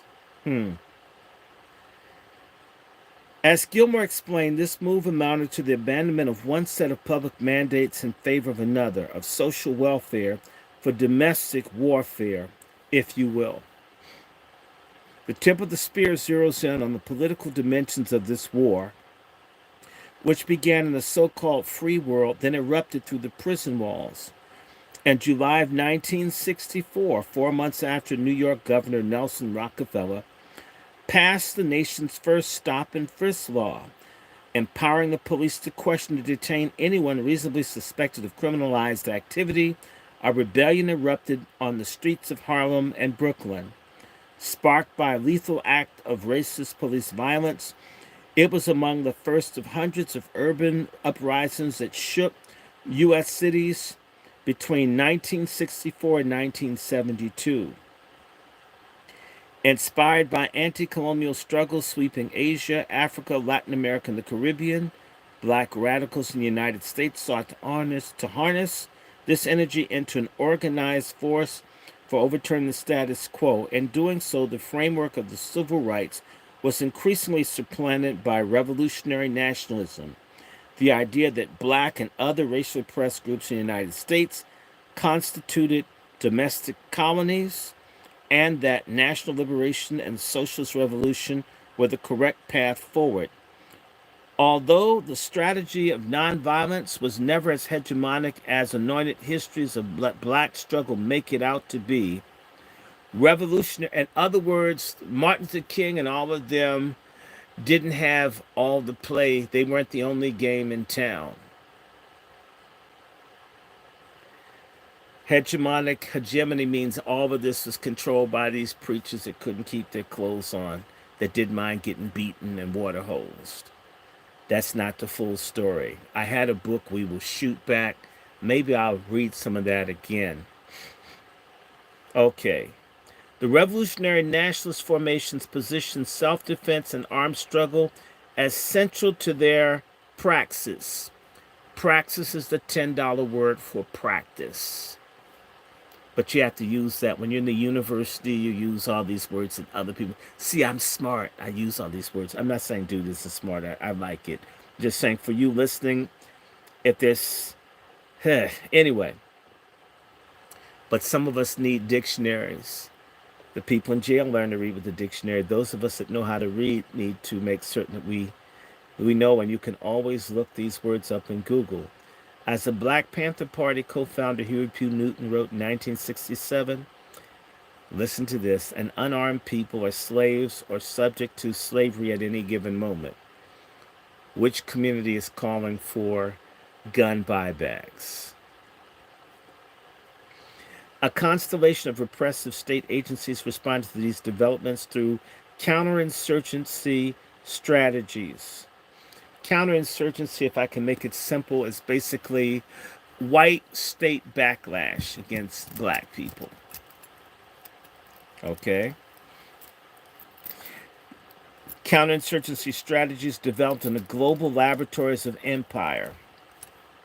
Local police red squads. Let me explain. I have a book. Where is it? It's right here. No, I have two of them. No, this isn't it. Hold on one second. I may as well show y'all while I'm sitting here. This is one of them. Red Scare, Racism, and Cold War Black Radicalism. They always said that when black people were fighting, here's the book I'm looking for.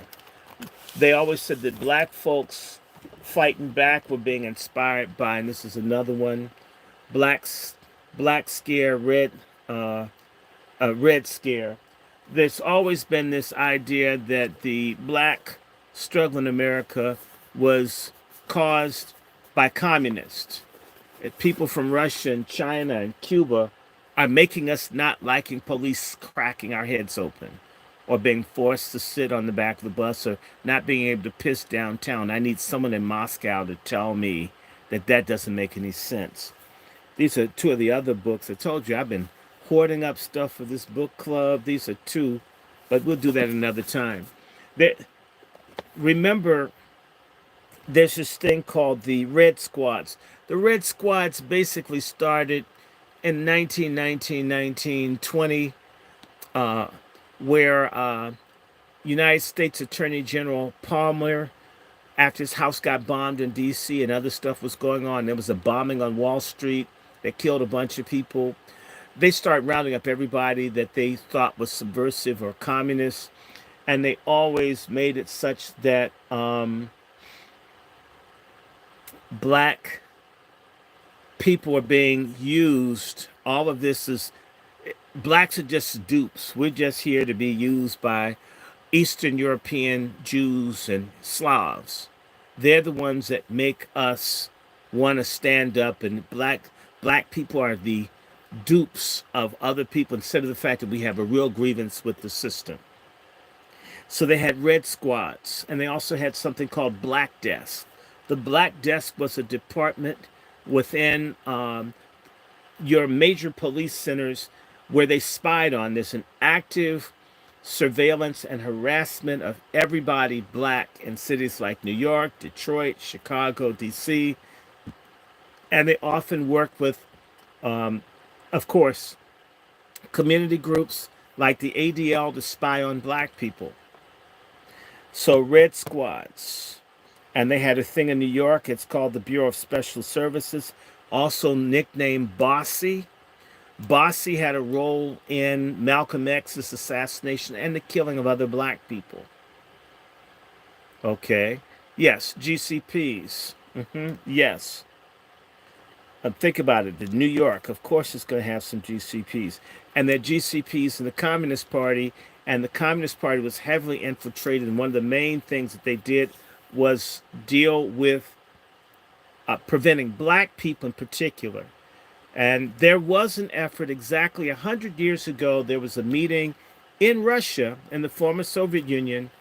It's called the Communist International, Comintern, where they were saying that they were going to help black people get 5 states in the South: Louisiana, Mississippi, Alabama, Georgia, and South Carolina would be the Negro nation that the communists were supposed to help black people take as the means to use blacks as the how can I say, the advance guard of the communist revolution. So on one hand, the communists did want to use black people. They don't love us. Nobody loves us, and we better start loving ourselves. So here it is. Again, like the Bureau of Special Services and Investigation in New York, hunted radicals under the pretext of law enforcement. So, in other words, if you supported good schools, you would be spied on. You're dangerous because you think that black folks should have sewers and their poop shouldn't be in the street. We need to watch you.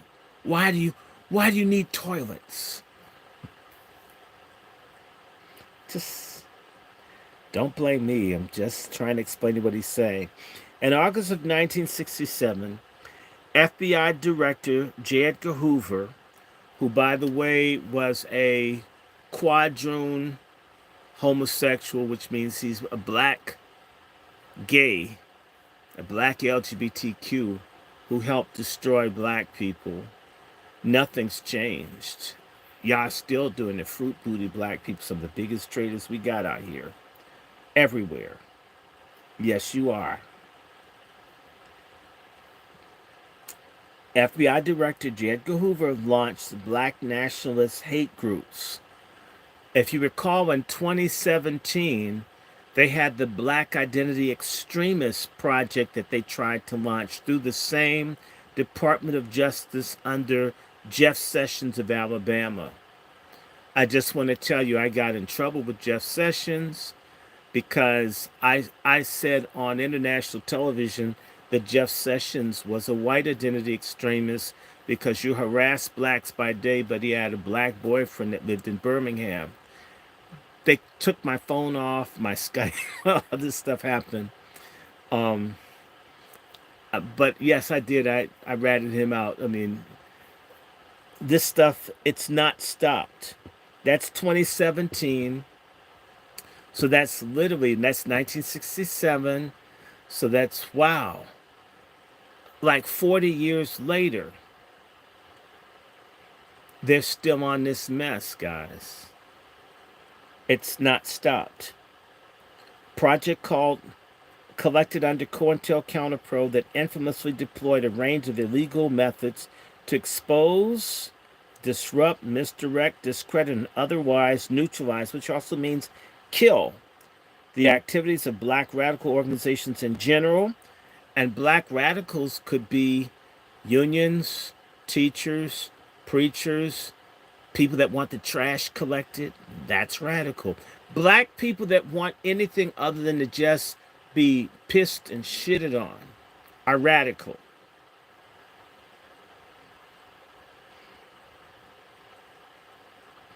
Days later, okay, radical organizations in general and the Black Panther Party in particular, I need you guys to understand how deep this situation is.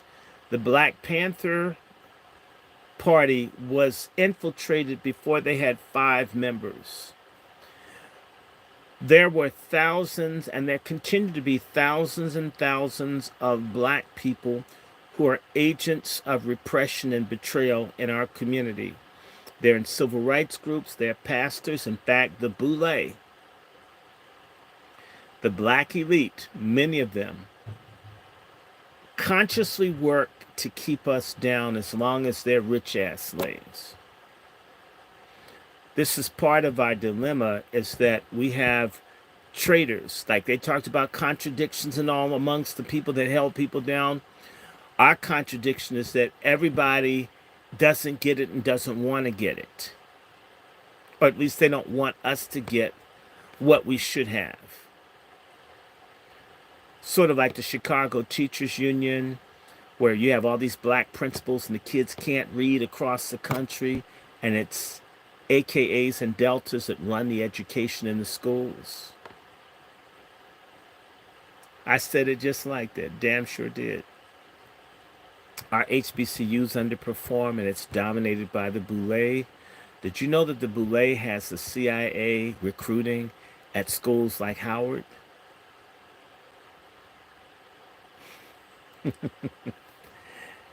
I'm just saying to you. Actually, I'm gonna say I got mine, and I'm not gonna help you get yours. It's a more honest answer, sister. They don't mean you better get yours. They'll do things to keep you from getting yours. The same black Congressional Black Caucus and National Congress of Black Churches and all these black organizations are supporting the illegals getting guaranteed income, housing vouchers, and everything, as black people are almost half or more of the unemployed, homeless people in this country. I'm saying homeless. We're half of the mentally ill, and we're half of the people in prison. And yet these people are getting jobs and everything. These are black people for others. And you need to know that people in the Boule worked with J. Edgar Hoover. Oh, yes, they did. Even Thurgood Marshall, who was Greek, worked with J. Edgar Hoover. Roy Wilkins, head of the NAACP, was a snitch for J. Edgar Hoover, snitching on Dr. King. Oh yes, these people, and sometimes the Masons, these people all work with the system. Our community, the reason we don't make any advances is that everybody that most of the people we look up to are are in league with our oppression. You almost never see any prominent black person that is truly for black people. And I don't care if they're a religious leader, I don't care. And even some of the ones that we consider good, I'll just say Jesse Jackson was on the scene when Dr. King got killed. He was on the scene when Whitney Young got killed. I'm not picking, but there's another living black religious leader. And I'm thinking of at least two prominent black religious figures who were killed. And there may be more. I'm just going to leave. I'm not saying because folks get all worked up and because we're not a principled people, we're not an ethical people.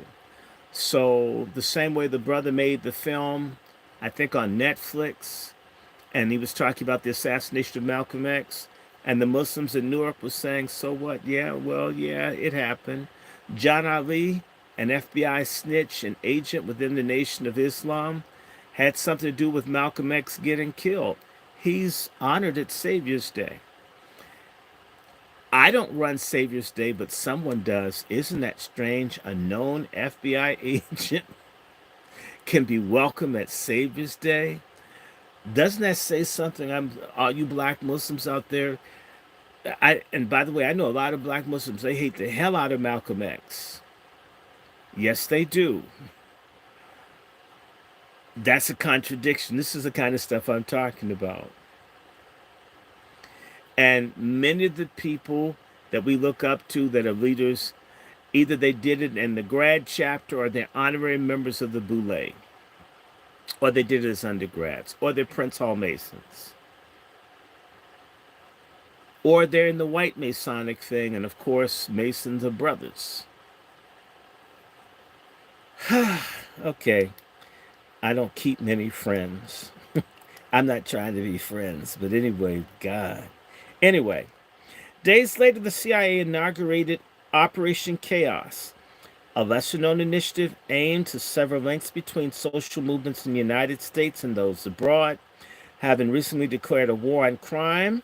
War on crime. President Johnson established the Law Enforcement Assistance Administration in 1968.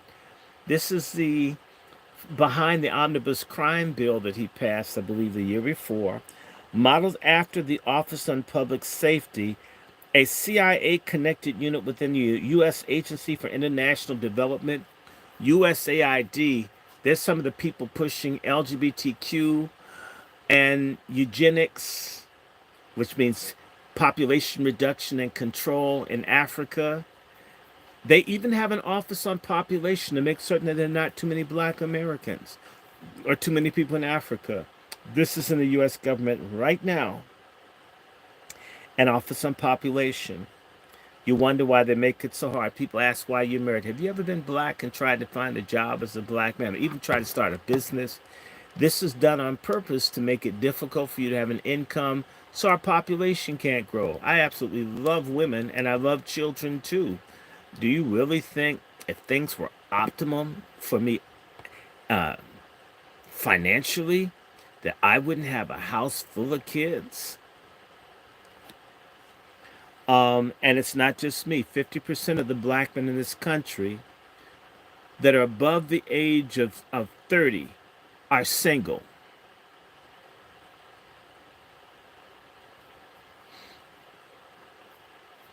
Okay, now I'm going to post this up here and I'm going to read it. I didn't say this, so I don't want no pipe squad from the Nation of Islam to come and threaten my life. But this brother who's in California wrote, I used to be in the Fruit of Islam, Nation of Islam. This is why I left the Nation of Islam, because I had figured out that there were spies in the NOI. I'm simply going to respond to that by saying, my god brother is one of the founders of the Final Call, one of the early editors. He claims that he nearly had his life taken because he got the bad nickname within the Nation of Islam as Malcolm. My inference from that is, if you get called Malcolm and the Nation of Islam, they're telling you that they may take your ass out. I'm not saying that's what it is, but some really bad things happen to his car, like the wheels and all came off, and they worked on the car. Don't blame me. I'm not casting aspersion on the righteous people in any of your groups, but I'll give you one more story. The late head of the metropolitan section of the Washington Post, Dr. Reed, the former superintendent of schools in Washington, shared a story with me that when he would go to see the Honorable Elijah Muhammad, he was confronted by a friend who said, have you lost your damn mind? And he says, what? He says, why are you effing with the Muslims? He says, how do you know? He says, man, I saw video. They had film of you going in and out. Meaning that there were people in the Nation of Islam, or pretending to be in the Nation of Islam, who are spies, who are infiltrators. I'm not criticizing the sincere people within the Nation of Islam. But the Black Panthers were infiltrated. Dr. King was infiltrated. Garvey was infiltrated. The Black Liberation Army was infiltrated. Hmm?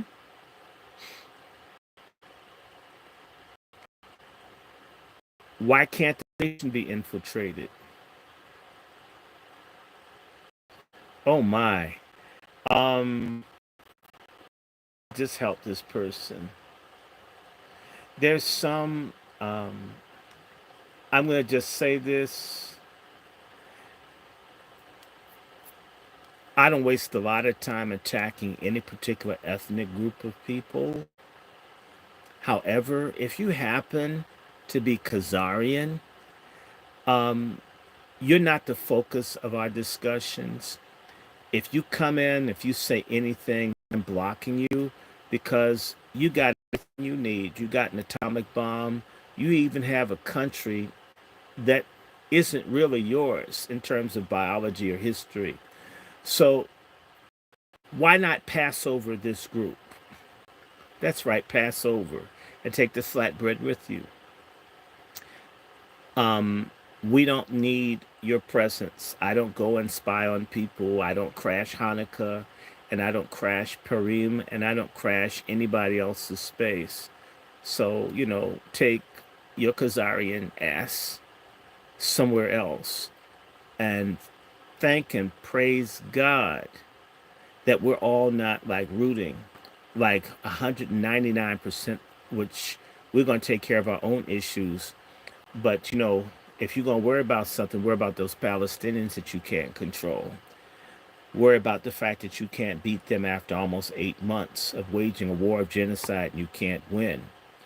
Y'all are too busy. And I will say this, and everybody knows I have Hebrew ancestry, real Hebrew, not this. I even have fake stuff from Russia too. But I have the real stuff, right, from the Levant, right, like a lot of us do. And the imposter converts. I could care less about them trying to get in the way of us getting our business solved. That's another problem that we have. And we need to learn how to tell people, get out of our business. And we need to tell black folks, if you've got to sleep with someone, then you be with them. You are what you sleep. Stay out of our affairs. If you've got to lay up with another group of people, be with them. And if they dog you, don't come back to us. If we weren't good enough for you to be around, we shouldn't be good enough when they reject you for you to come back.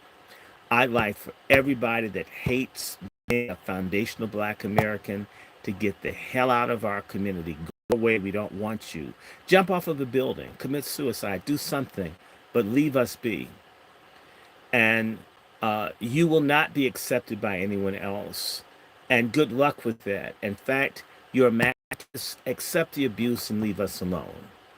I'm really sick and tired of people who are ungrateful to God and hate themselves and hate our ancestors and then come up in these spaces.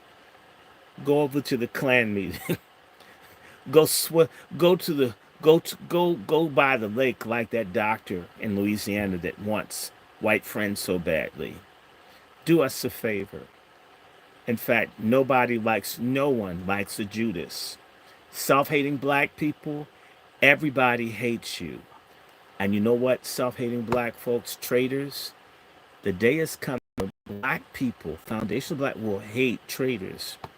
You guys are going to have meltdowns. That time is close at hand.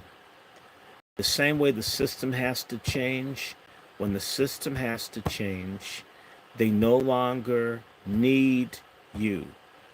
Uh, Sellout sisters, they're getting rid of all the diversity, equity, and inclusion jobs. They don't lead you. You've basically destroyed the black family. We've killed 20, 25 million babies.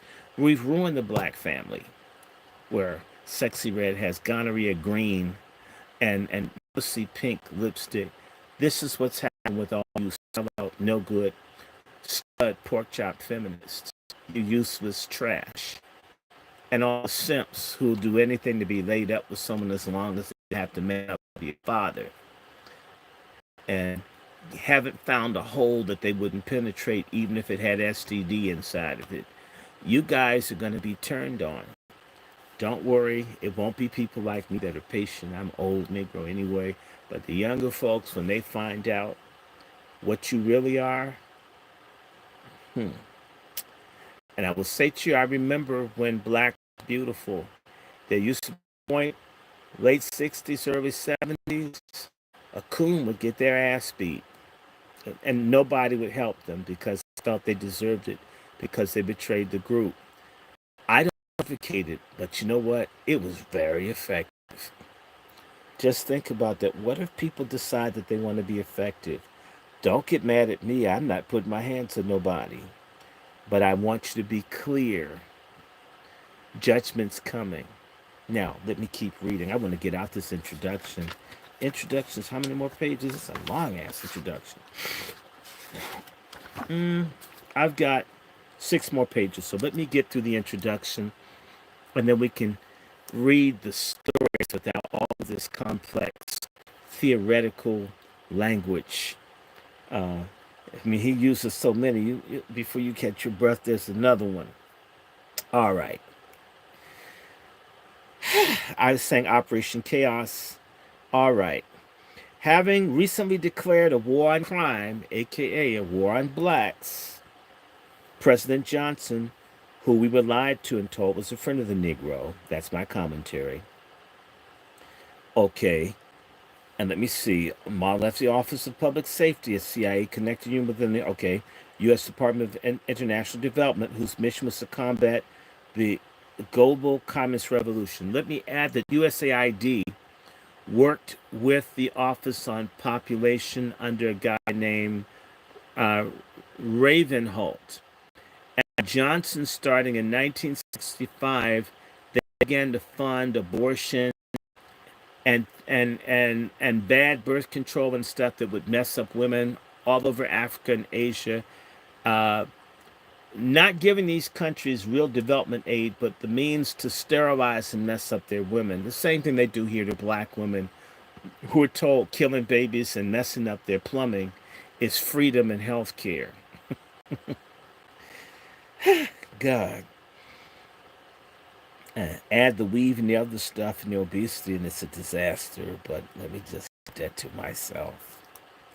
The global communist revolution, I just want to say, they felt would be fought by wiping out a quarter to a third of black and other babies of color through bad birth control. Same thing they've done here, except they've been more successful in America. We've killed 60% of our children the last 50 years. Um, the Law Enforcement Assistance Administration bolstered the repressive capacity of domestic warfare state by dispensing block grants and technical assistance to law enforcement agencies and by working alongside the Office of Public Safety to facilitate the repatriation of counterinsurgency expertise. Let me translate. The CIA secret wars and America's open wars in Latin America and Asia, all those techniques were brought back and put against black people in America, starting with Johnson, the friend of the Negro, the Democrat, and all y'all keep voting blind Democrat. Nobody loves us except for God and those who truly love us amongst us. Let me do this one more time, but it's better. Thank you for that air purifier idea.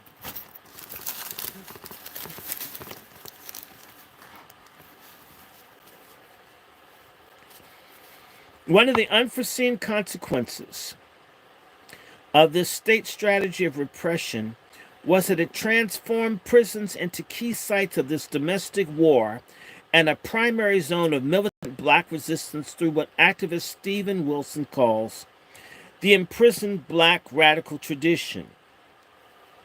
In addition to assassinating political activists and facilitating internecine conflict, in other words, black on black violence and killing between black radical groups,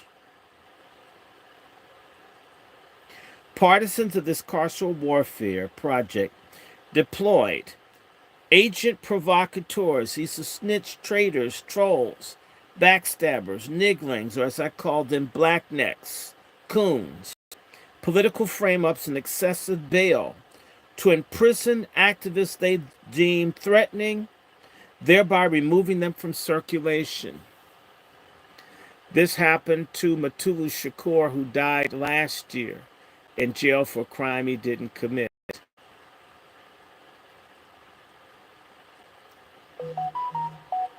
However, this use of incarceration to solve the problem of urban rebellion created the conditions for a new problem, carceral rebellion. So the rebellion went from the neighborhood, from the hood, to the jails. It can scarcely be a coincidence that massive uptick in prison rebellions emerged amid the state's intensified campaign to criminalize black resistance. Black resistance is another word for black men. Extending the trajectory that emerged in urban zones, prison rebellions proliferated.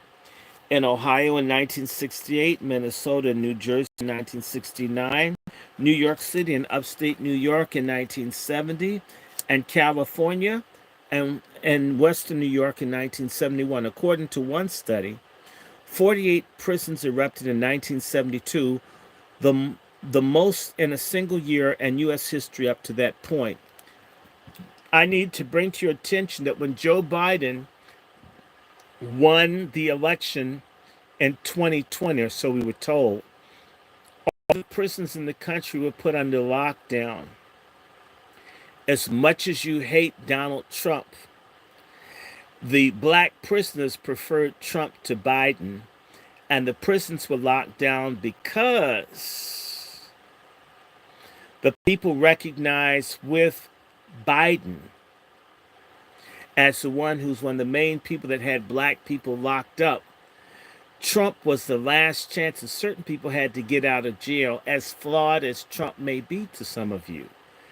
The black prisoners have been increasingly repressed. All the programs to help prisoners were shut down with Biden, and a lot of your dumbasses are going to vote for Biden blindly. I didn't say love Trump, but why is it the brothers in the worst situation in the country for Trump and folks outside who can't keep food in their damn refrigerator or keep their gas tank full or pay their bills want to vote for this bastard who raped his own daughter? It's now a matter of a public record.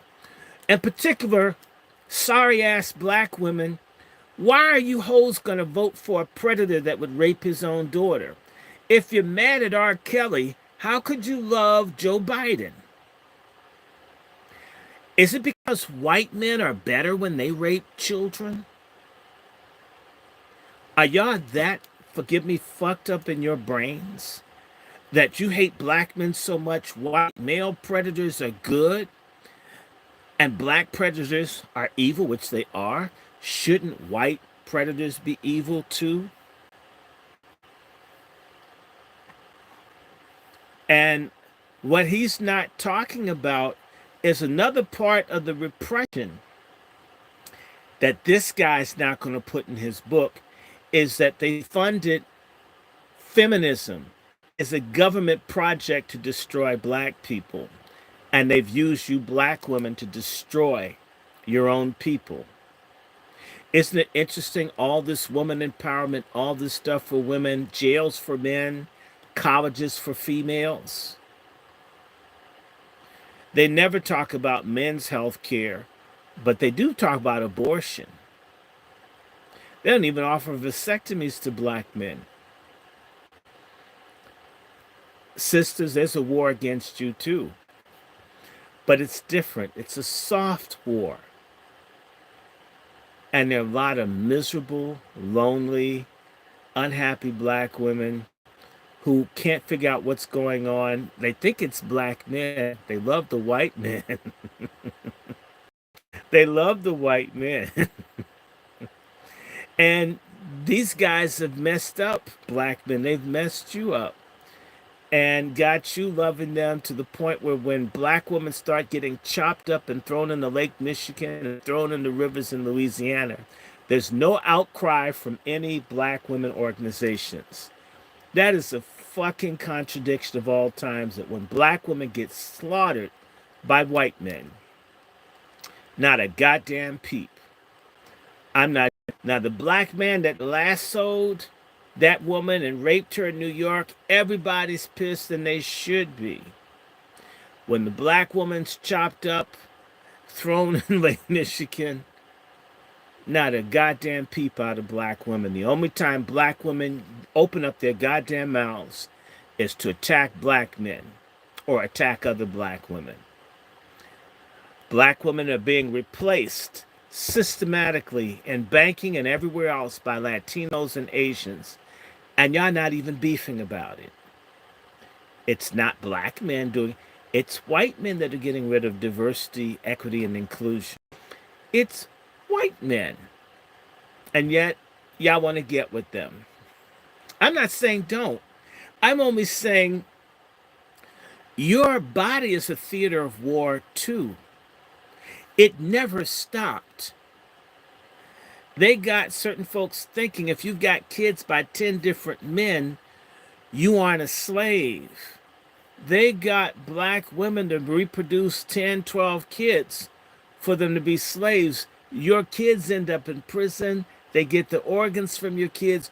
You're still a belly warmer for the system if you don't have a serious family structure where you're trying to liberate as best you can with the most formidable family system that you can have with a man and a woman. No other group of people in the world say they don't need men. All of this started in the late 60s. And I don't care who I offend. The most dangerous people in the black community today are black lesbian feminists. They're the most dangerous people. In part, it's partially black men's fault because anybody with the pussy is a superhero and a saint and a patriot to weak niggas who who act like the world's gonna run out of pussy if they're not a suck up to every woman that walks by.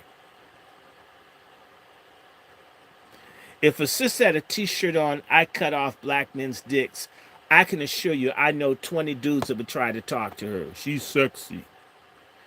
If a man had a thing, I beat black women's ass on his shirt, people would be going off on him, male and female. Black men do too check black men that mess over black women. Black women don't check black women that mess over black men or black children or black women.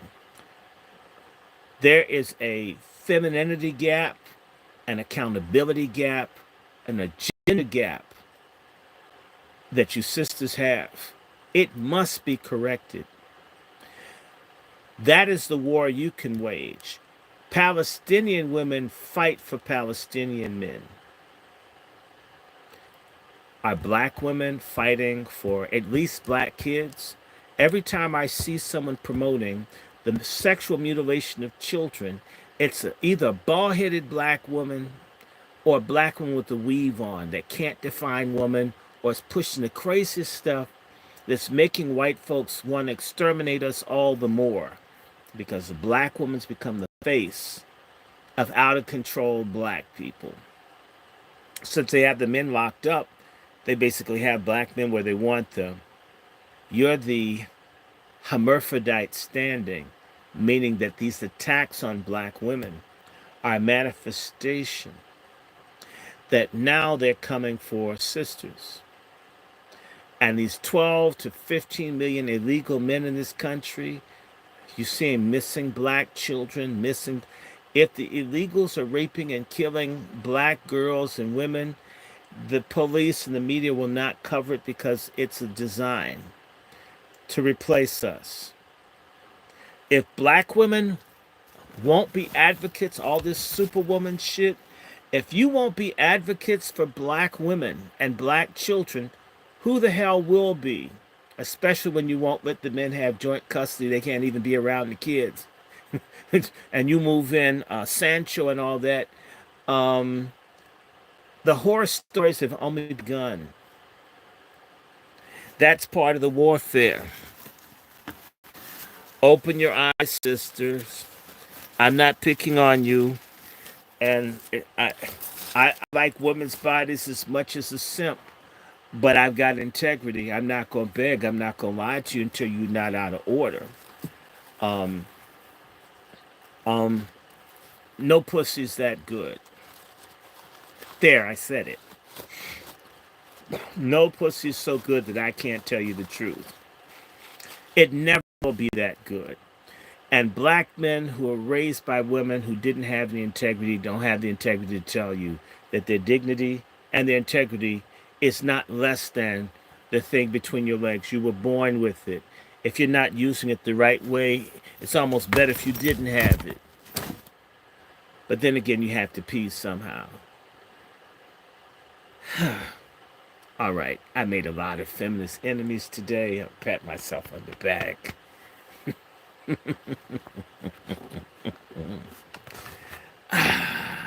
I love messing with feminists. God.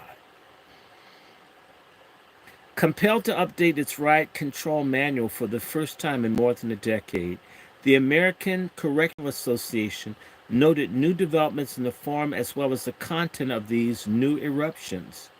Regarding the form, they were increasingly contagious, an idea that mirrored the anxieties of 17th and 18th century planocrats who feared that if allowed to develop, slave resistance would spread, infecting otherwise disorderly geographies. Regarding content, the ACA found that in the post-1970 prison rebellions were less likely to emerge as spontaneous outbursts of anger and more likely to be organized, calculated movements of massive resistance supported and assisted by outside groups and led by intelligent inmates using revolutionary tactics. Moreover, alluding to their maximum demands, the ACA wrote that these new eruptions were increasingly motivated by a conscious desire to bring about revolutionary improvements in the American social system and put an end to the devaluation of certain elements of the population by those who were in positions of power. In other words, to lift up black folks and check white folks.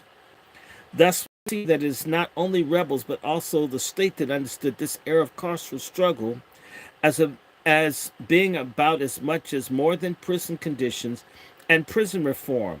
Although they erupted within prisons, these rebellions looked beyond them.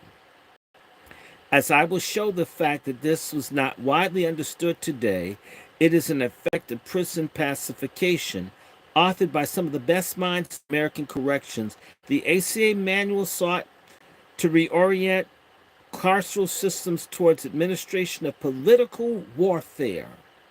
The organization advised prison-crats to maintain well-equipped riot squads capable of splitting up the rioters into manageable groups, detailed maps of the physical layout to facilitate the tactical reassertion of control, and updated logs of available weapons and supplies.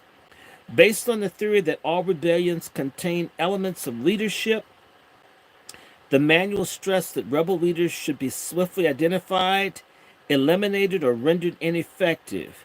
It also advocated the use of psychological warfare, instructing prison-crats to, to be at least as concerned with controlling the public's perception of riots as they were with controlling the riots themselves. As such, it urged administrators to cultivate mutual confidence and understanding with media outlets to achieve sympathetic coverage.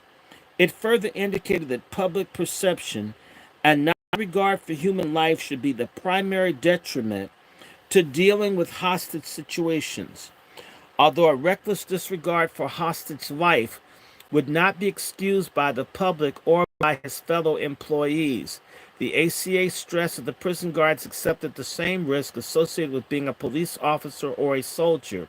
Therefore, determinations about the fate of captured guards should be based on political rather than moral calculations.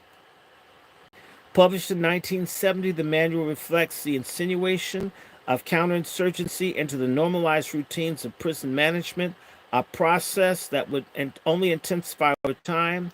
While the FBI's use of illegal covert actions to neutralize movements outside prison walls have been well documented, its use of similar methods inside prison walls are not well known.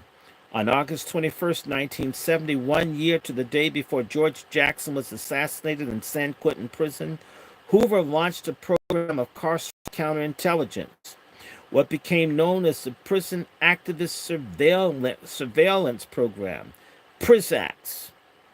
It was first exposed by the legal team of Daruba Ben Wahad, an associate, I know him, a Black Panther Party of Black Liberation political prisoner who the FBI helped frame for the attempted murder of two New York Police Department patrolmen in 1971. As a result of the protracted lawsuits against the Bureau, the NYPD, and the New York Department of Correctional Services, Ben Wahad, along with attorneys Elizabeth Fink, Robert Boyle, I've met him once, and others proved that the conviction was secured through the prosecution's illegal withholding of exculpatory evidence. Not only did this result in the reversal of Ben Wahad's conviction and his release from prison in 1990, it yielded more than 300,000 pages of documents pertaining to clandestine government repression of domestic dissent, including the Bureau's targeting of those whom incarceration had failed to neutralize. After safeguarding these materials for decades, Ben Wahad and Boyle entrusted me with several boxes from this massive archive. Since the rigorous study of war necessitates attention to both sides of the struggle, Tip of the Spear pulls exclusively from archives of white supremacy and repression, acquired from the personal collections of veterans like Ben Wahad and others, as well as state repositories and Freedom of Information Act requests. These documents attest to a constantly mutating statecraft of counterinsurgency across prison walls, recognizing that the state seeks to criminalize and incarcerate black radical knowledge while stabilizing its own legitimacy.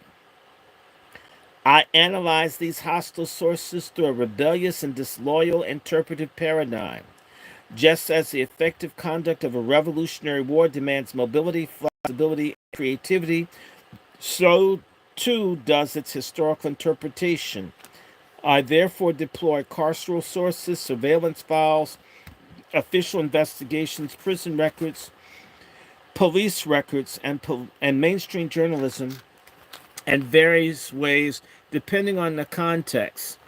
In some moments, I cite them to corroborate what people have told me. In others, I invoke them to expose silences, distortions, and redactions, and narratives of domination, or to demystify the racist and patriarchal logics of the permanent war machine. In any case, my simultaneous reading of carceral and black radical sources, a method I call archival war, generates the epistemic antagonisms that make no effort to resolve. To the contrary, I underscore these antagonisms as evidence of a war that unfolds on material, cognitive, narrative, and epistemological terrains. Epistemology is how people think. Repent, Saint Jesus. You racist white supremacists need to seek Jesus, and he's not white. You need to repent. Who is this racist on here? McGowan. He doesn't even know who the hell he is. And I want to say to you that racism is a sin. And racists burn in hell. It says in Revelations, people that are haters go to hell. If you hate people by skin color, you can't be a Christian. Most of you guys going to church, you're going to burn. Your ancestors that lynched and enslaved people are already burning. What a sad life.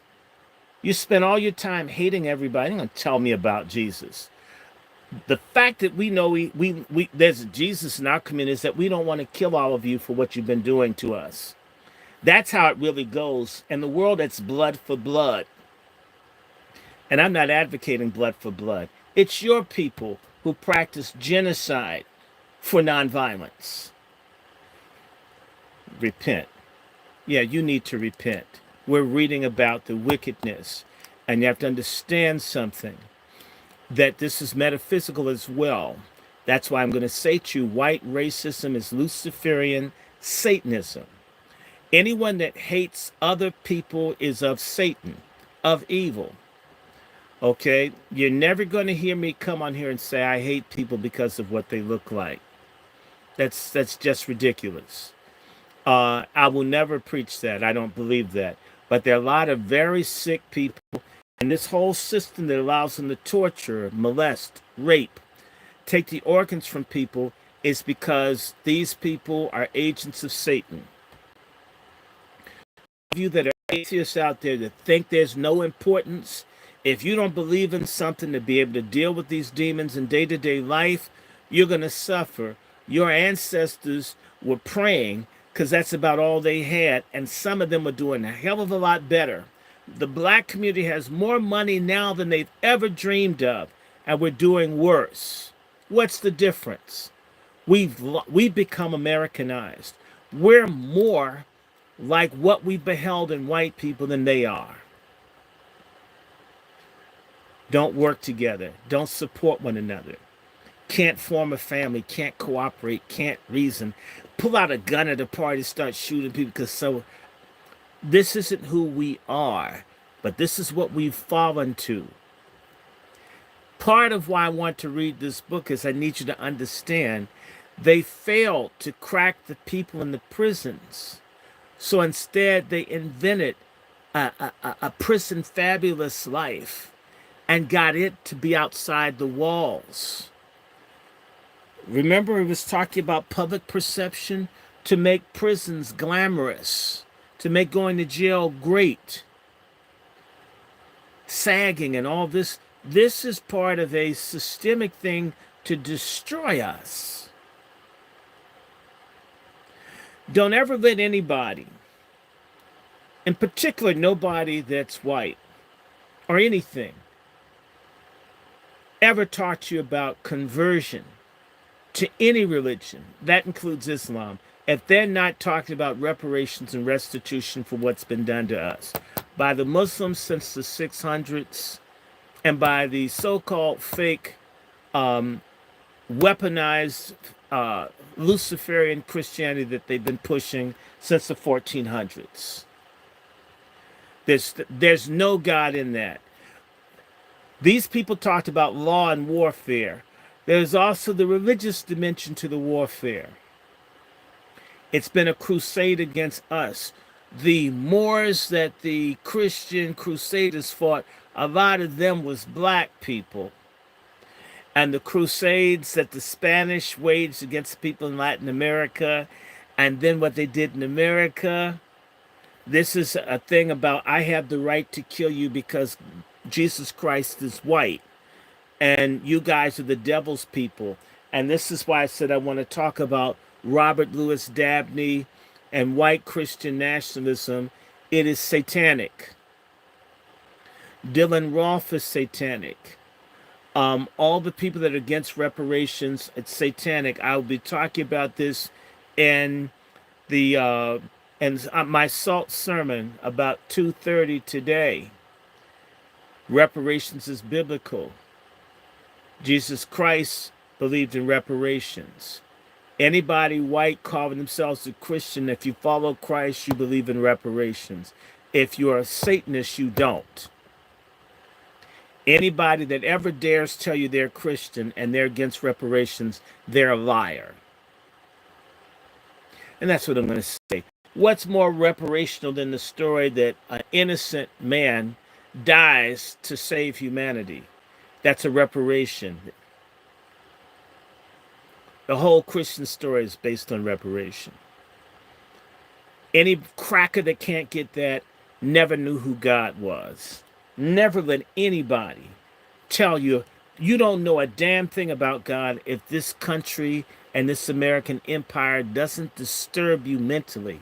The crimes that have been committed for hundreds of years against people and not even fighting them. If that doesn't disturb you, you couldn't know who God is. Why? The Christian thing teaches love. You couldn't love me and not want me to have housing, not want me to have safe drinking water, not want me to have good schools, and not have enough food to eat, not to have health care. You don't want me disproportionately in the military, in prison, on drugs, homeless, insane. You have to be an agent of Satan to want this. And I don't wish ill on any people. You look at all my videos and never would do that. I will not do that because I know who God is and they don't. So you racists, keep your racist Luciferian asses off of my platform because I'm going to tell you that you're going to hell. And the scriptures say, how can you love God who you've not seen and hate your brother? The very first person that was a murderer, and murder is a part of Satanism, was Cain. What did Cain say in Genesis? I'm not my brother's keeper. Racism says they're not responsible for what happens to us. It's justified. I just told you, John Marshall. Huh? John Marshall, we beat their ass, we do whatever we want to them. That's not the gospel. That's Satanism. And you don't have to be in the Nation of Islam to call a devil a devil.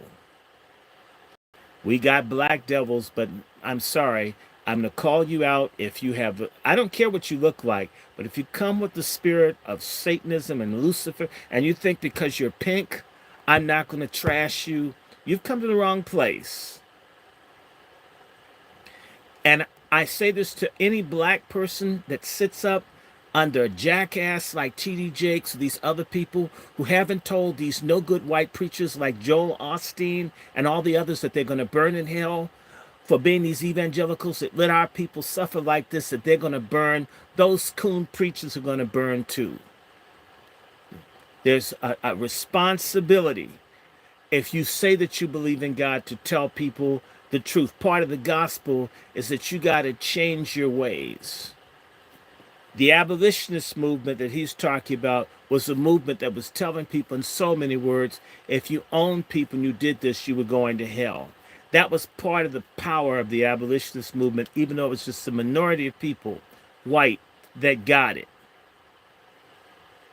That's why that brother Elijah Lovejoy was willing to die to fight slavery, and John Brown. And last month, on April 7th, there's a gentleman, if you're from Cleveland, named Reverend Bruce Clundell, a white man who threw himself in front of a tractor to try to keep them from building a school that was segregated. And they ran over him with the tractor and killed him, and they were innocent for murdering this white man who's a preacher. He was a Christian. He laid his life down for what's right. If you're not doing that, you're not it.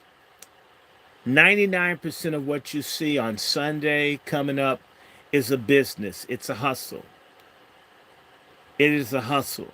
I'm sorry. I don't like most churches. You can't get me inside of them. That they're Masons and all this evil imagery and stuff in there, it freaks me out at this stage. And I'm a preacher's kid. I don't like most churches. And in particular, I can feel the hate sometimes. You walk by a white church and you can feel the hate. I'm going to say something. When you see a big, rich, old white church, when you go down south, I want to tell you how those churches got big. They got big off of a thing called a slave endowment, where the church owned slaves. Same church teaches you not to fornicate. They would screw the slaves and sell the children like rabbits. The churches did this.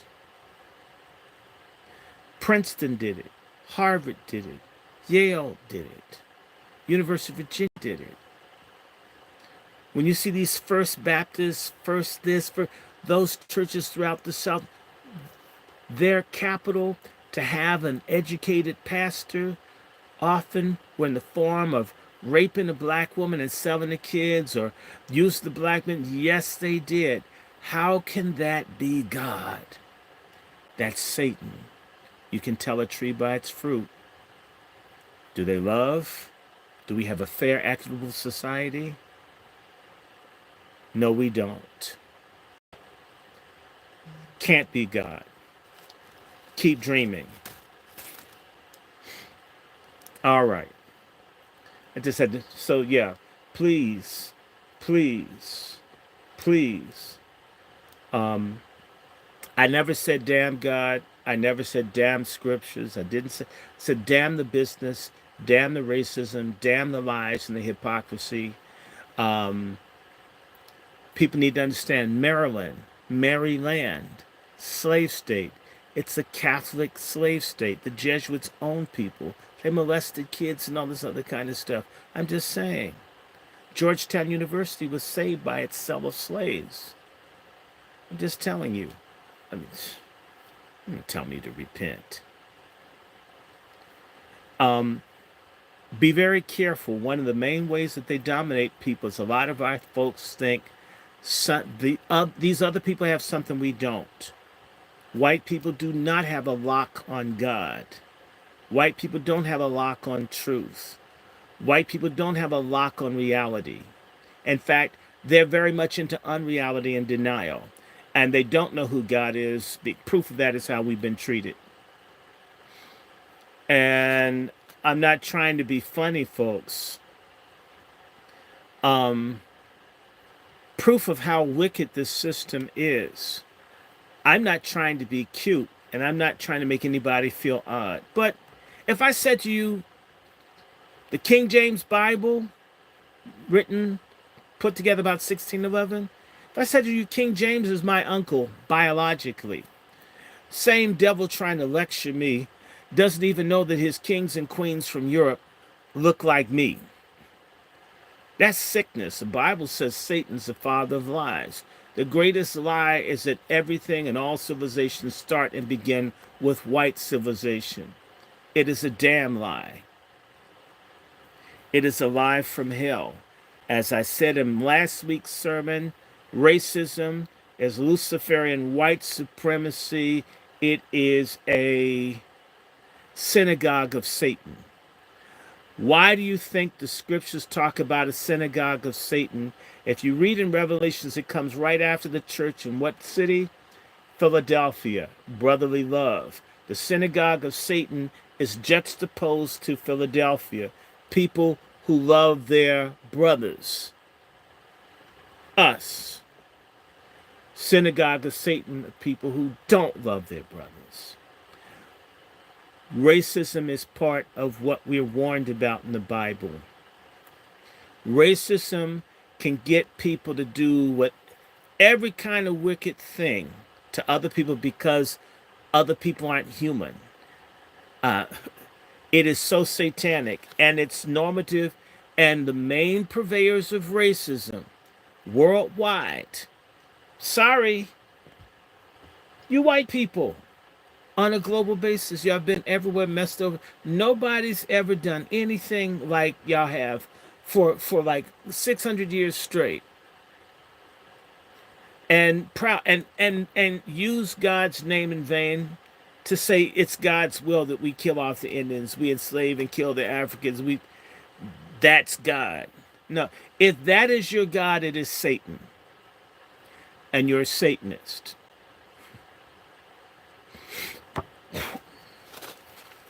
And only Satanists would build jails instead of schools and housing.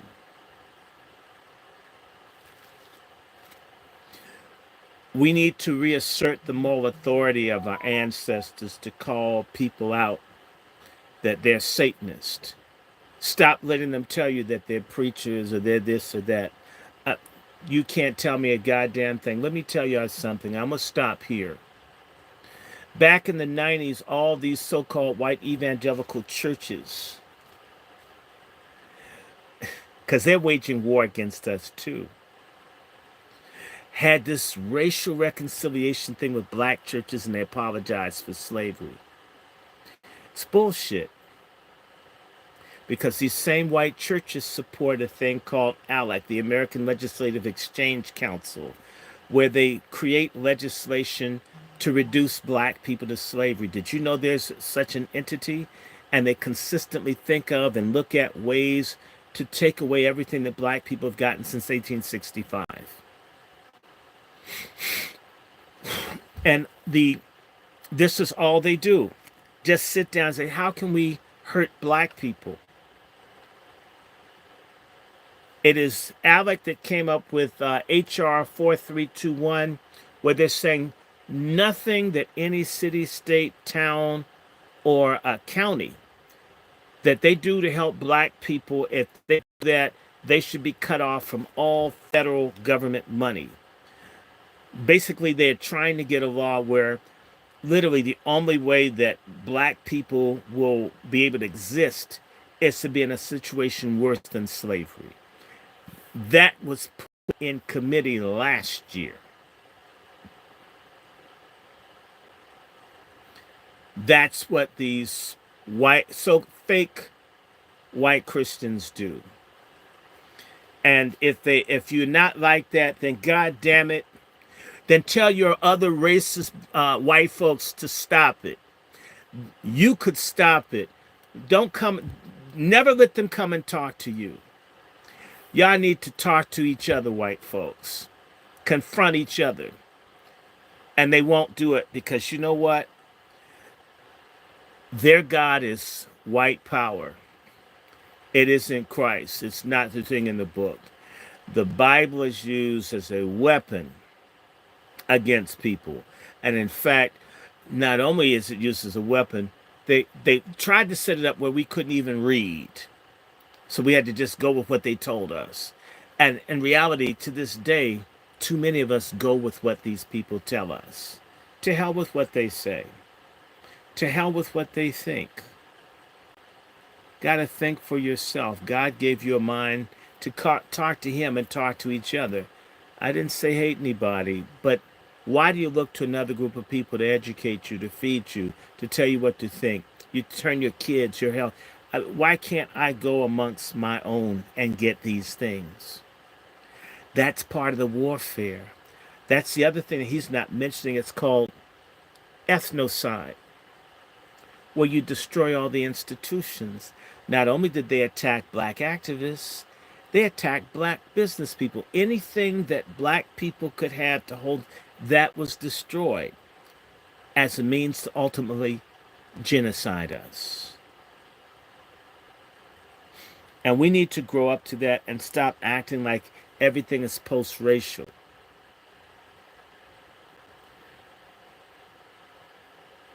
And whether, I don't care whether people know or not, if someone points a gun at you and pulls the trigger and didn't know it's loaded and it shoots you dead, you're just as dead as if they meant to shoot you.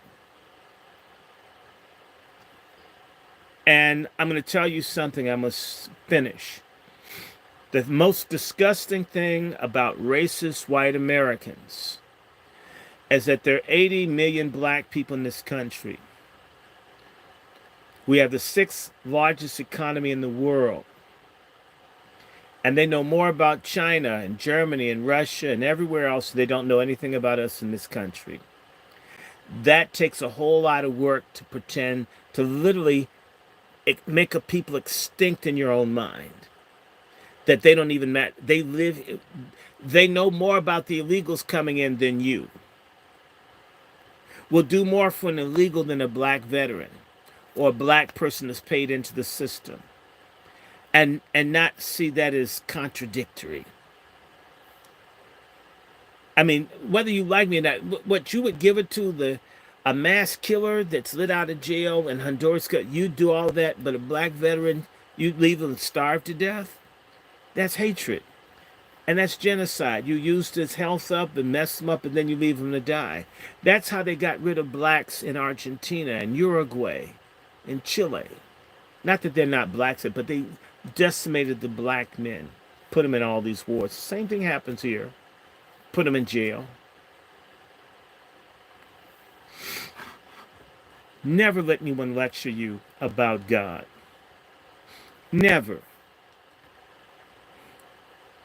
If they really believe in God, what are they willing to do for you?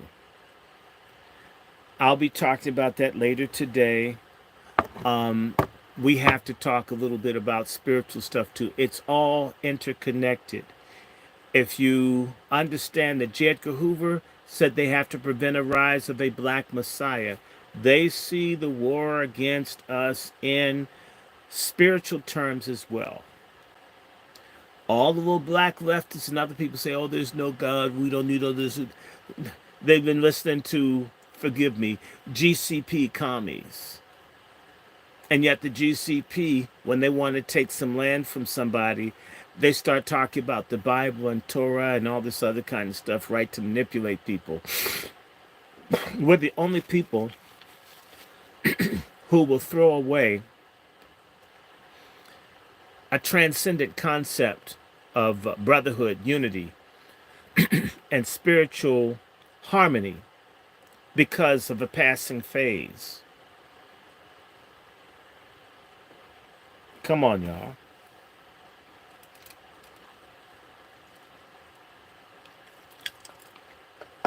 All right. Let me keep going.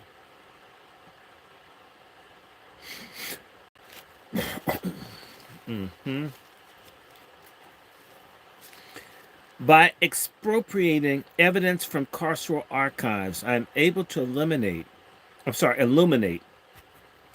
the prison pacification process in the process, prison pacification in the process of formation, frantically reacting to the crisis that the FBI helped create. Hoover explained to Special Agent in Albany that top priority should be given to what he termed black extremist activities. Let me see, did I read this? I'll read it anyway. Black extremist activities in penal institutions, a term that discloses the structuring of anti-blackness in the cultural war. And a March 9th, 1971 memo, he wrote, "There is no question that a definite link is being established between the extremely dangerous black extremist organizations such as the Black Panther Party and black extremist groups operating within the penal system in this country. Likewise, there is no doubt regarding the fact that the black extremists in our penal system are increasingly responsible for fomenting discord within the penal system, including extortion, blackmail, rioting, and the holding of hostages in the furtherance of their revolutionary aims. It was imperative," Hoover stressed, "that agents develop sources of information among prison officials and each penal institution and ascertain the identity of all suspect black revolutionary extremists, as well as details regarding their revolutionary activities and the forming of any black extremist groups similar to the Black Panther Party. Moreover, arrangements should be made to be advised in advance of the release of any revolutionary black extremist, to enable the Bureau to open an investigation to follow his activities immediately after release. The operations of state power and secrecy preclude us from obtaining the proof of illegal government activity. However, an abundance of evidence suggests that FBI involvement and the assassinating of imprisoned revolutionaries, just as it does with its counterparts in the free world." That's in quotes, free world.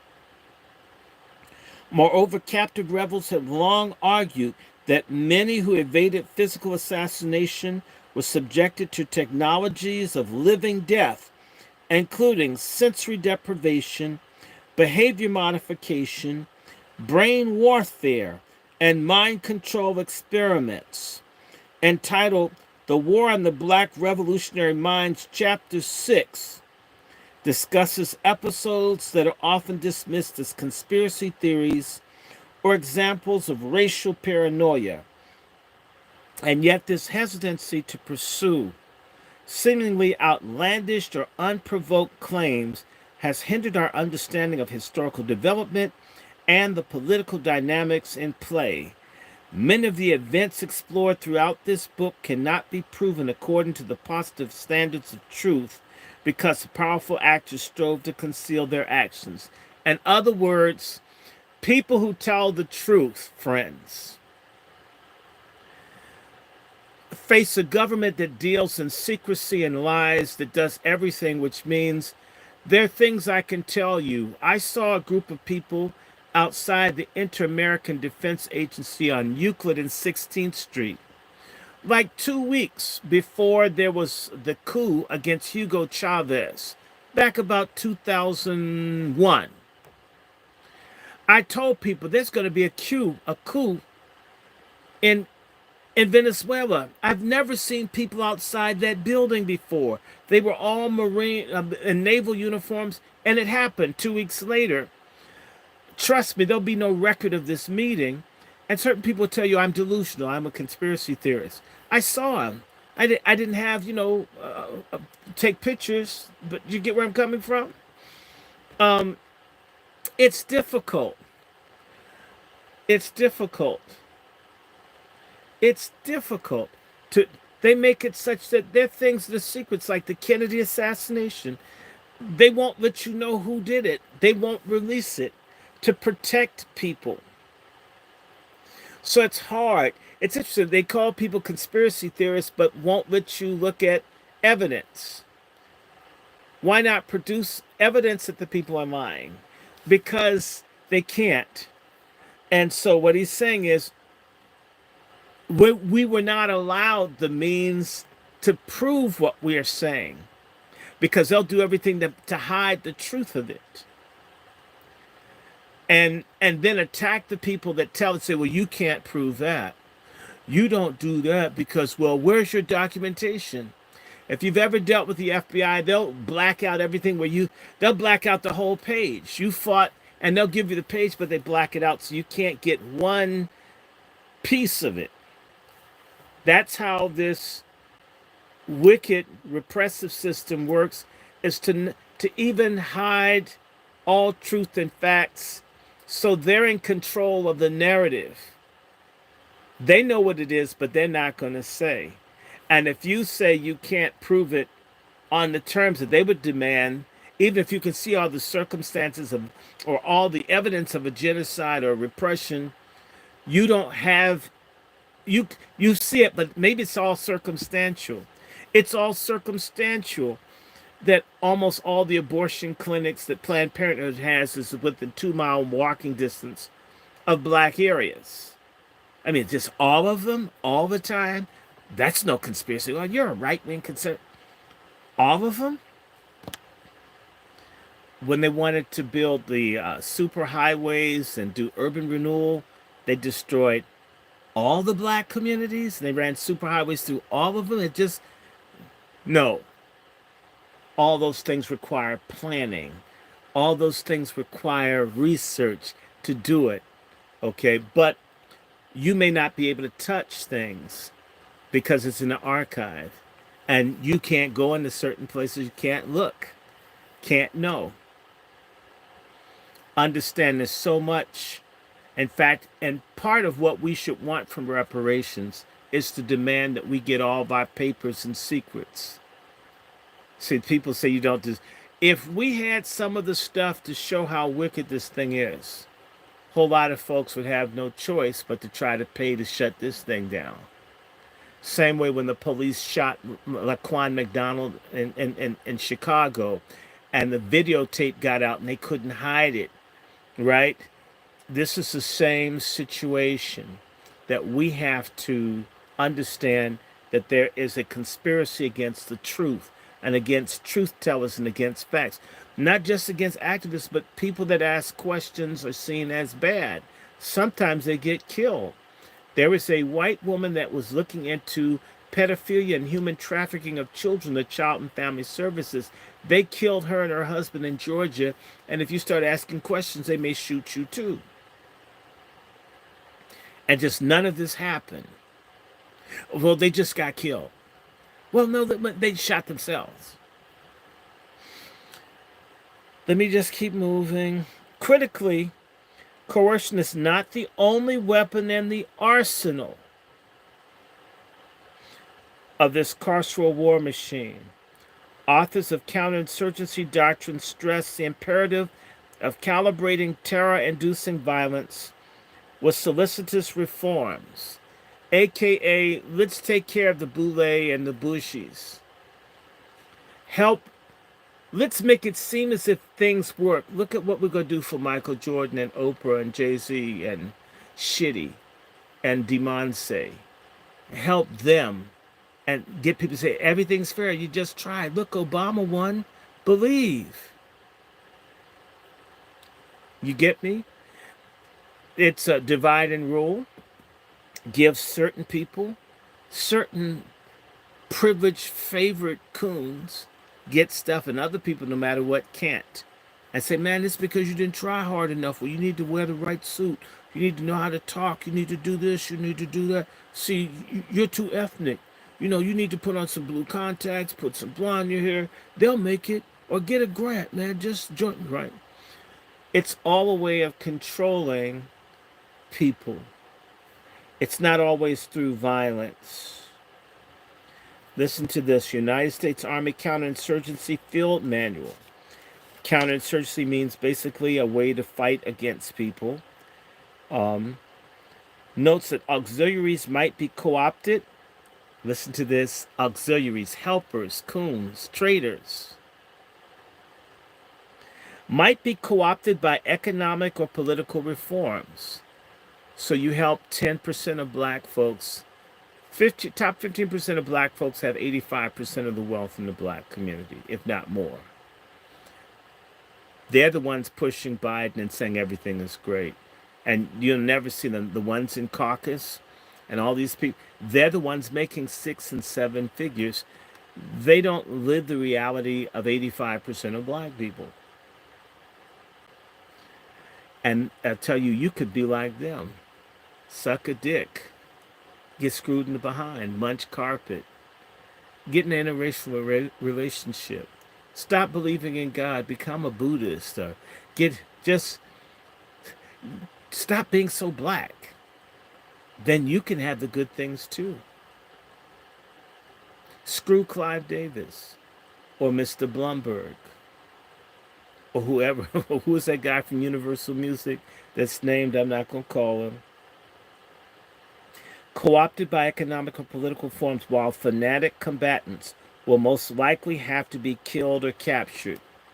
So the people who don't want to be bought off, those who can't be tricked into cooning, they kill them. Malcolm X couldn't be bought. Dr. King couldn't be bought. Medgar Evers couldn't be bought. Fred Hampton couldn't be bought. Henry and Henrietta Moore couldn't be bought. People who couldn't get bought get killed.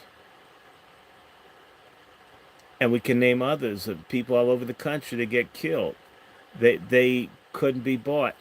And there's another type of repression. I know what it's like. I have a friend who is a Black Panther. He can't get a job at a McDonald's.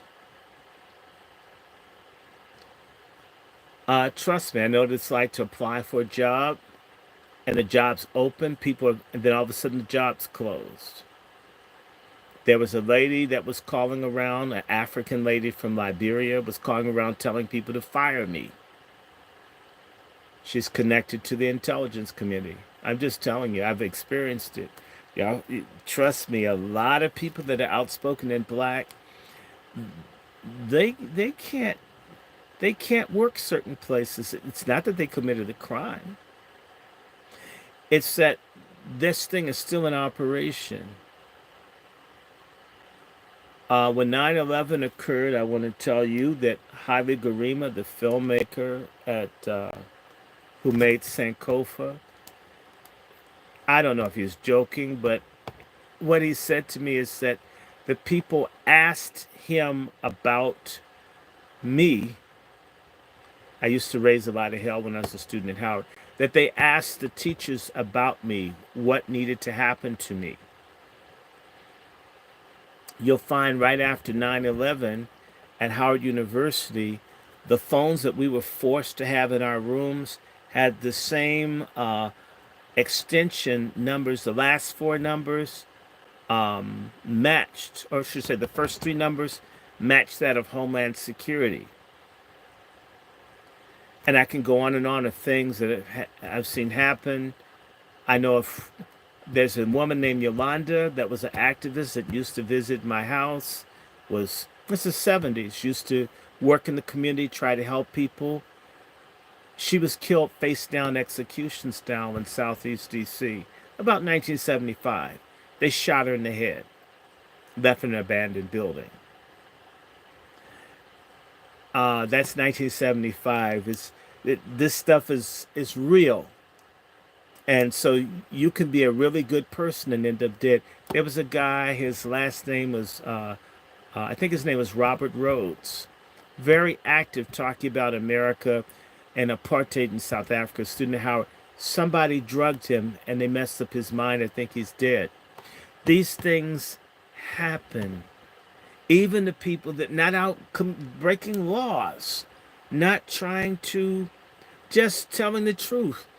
You know, I'll tell you something that happened at Howard University. The students organized, along with others, a moratorium on the United States government sanctions busting. The United States was buying chrome and other minerals from Rhodesia. It was a white supremacist, white settler colony in what's now called Zimbabwe.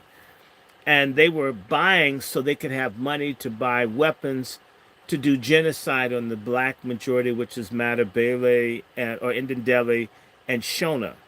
And the students at Howard and others had a big march to protest sanctions busting. And that's when people started getting hurt that I knew as a child. After the moratorium, that's when they poisoned Mr. Rhodes. And that's when Yolanda got shot in the head. These are very real things, people. I'm I'm not super militant. I'm not out with guns or whatever. I'm just trying to say to you, I've seen people. I will give you last month. Anyone that can get to a paper for Gary, Indiana, or Chicago, you can look up a gentleman whose name is Jonathan Booz. A friend of mine was assassinated last month in Gary, Indiana, found decomposing. I warned him a few months ago. Be careful. Watch out for the scam, fake Pan Africanists. I says they won't even carry your body to the morgue, nor will they tell anyone where your body is. They found him decomposing. His funeral was last Saturday. He's dead within 4 months of me telling them they would kill him.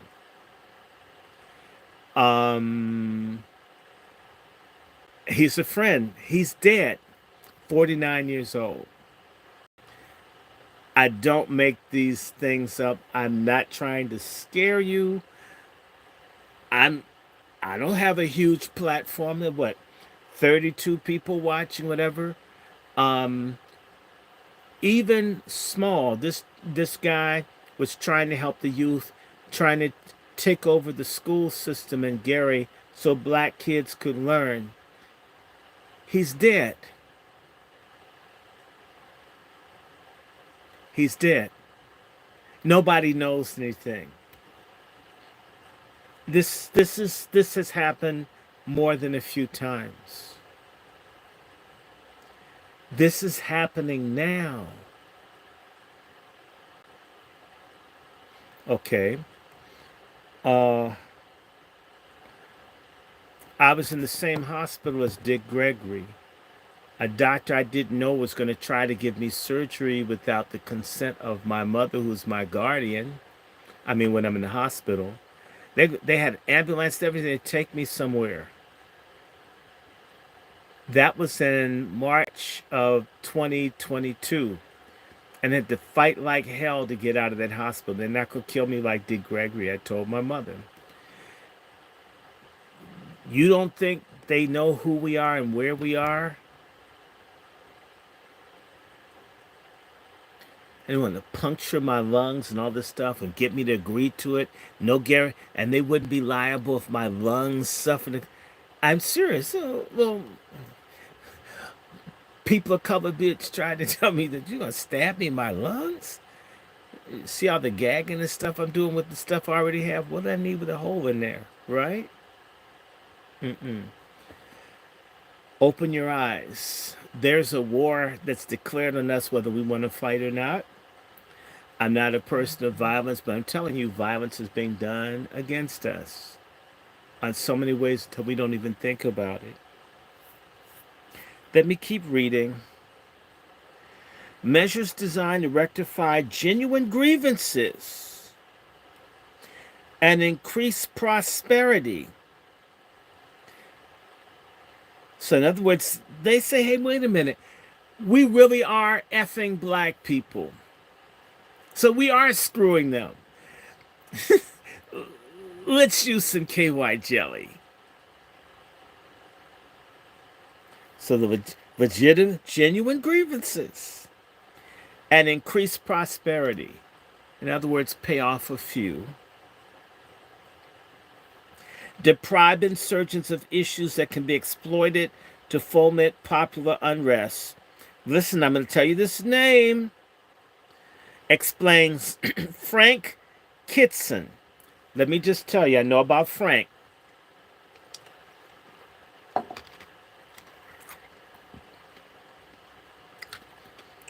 The U.S. Army Counterinsurgency Field Manual is quoting Frank Kitson.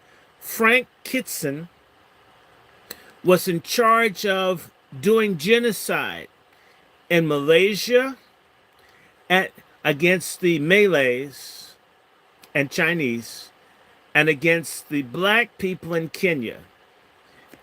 This has one of his books.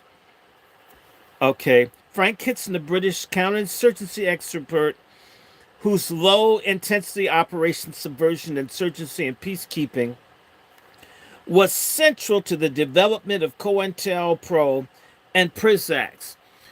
They had the concentration camps where they tortured and beat and murdered people in Kenya and Malaysia. Frank Kitson had a book called Bunch of Fives.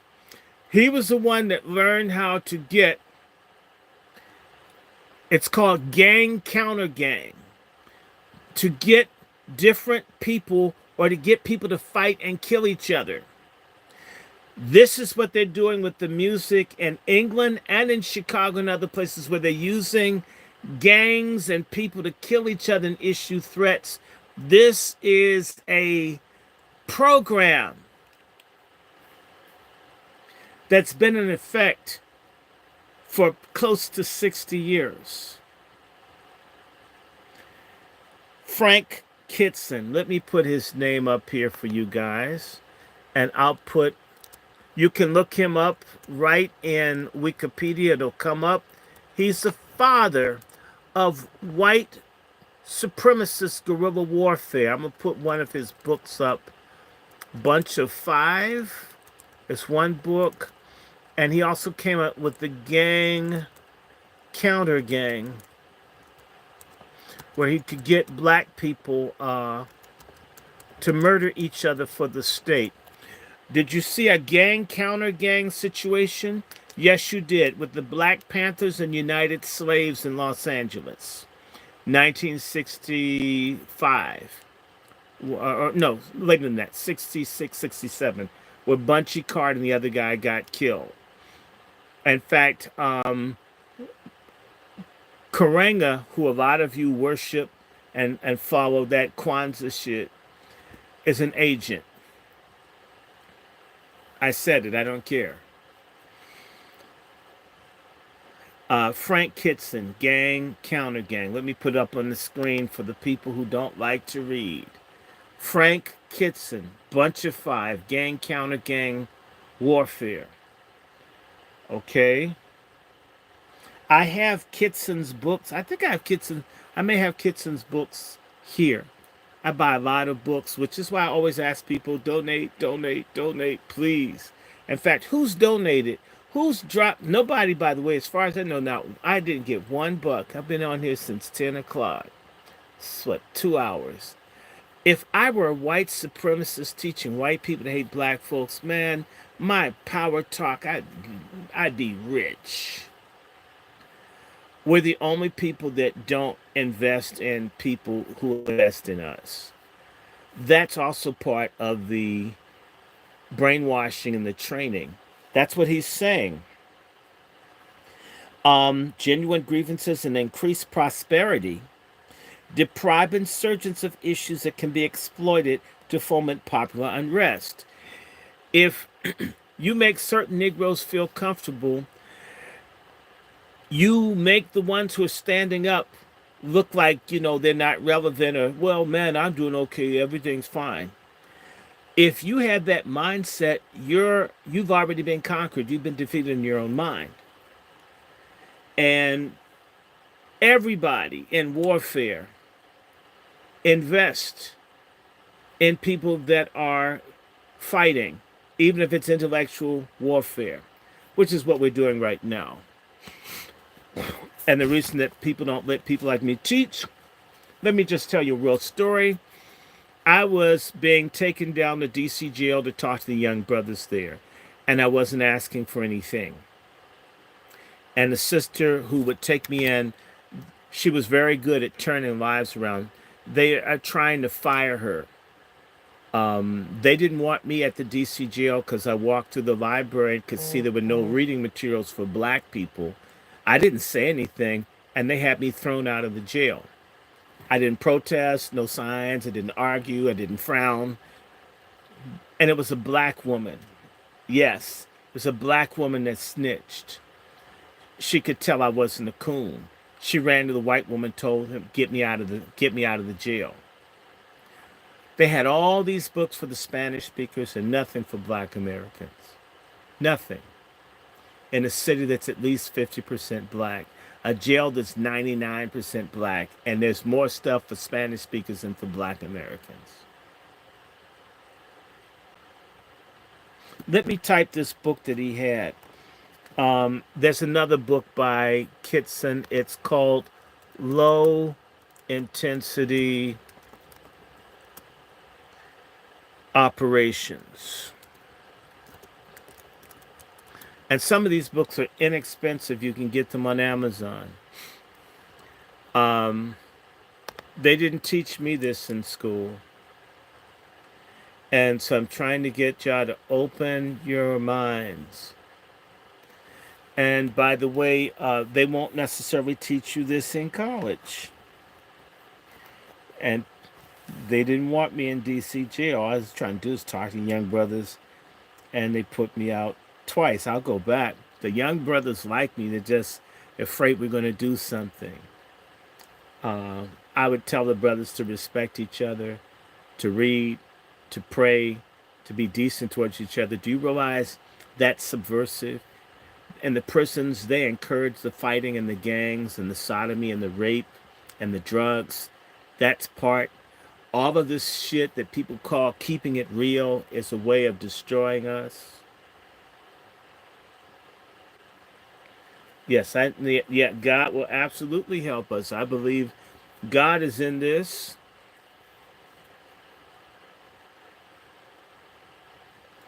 Wake up. And again, nobody ever heard me say I encourage people to hate folks. You don't know who you're looking at half the time. We should look at people's hearts and their character. Always be vigilant. But as I said to you, the main weapon that these people have are sellouts, traitors that look just like us. Listen to this. They, the intelligent inmate leaders, can be neutralized to a considerable extent by prompt management, attention to widespread correctable grievances. Notes the ACA. The tip of the spear engages with repression and reform as complementary tactics of war that facilitate what scholars have called movement absorption, movement capture. The Voting Rights Act, the Civil Rights Act, the Open Housing Act, that's movement capture. It gave the bougie, elite, boule black folks what they wanted, and it was over. I can have interracial sex. Oh, Loving v. Virginia. I can have interracial sex. I can eat a hamburger next to a Klansman. I can take a crap next to a Klansman. I can vote for people who won't change my situation. Wow, I'm free. Okay. Movement capture, and listen to this, movement channeling.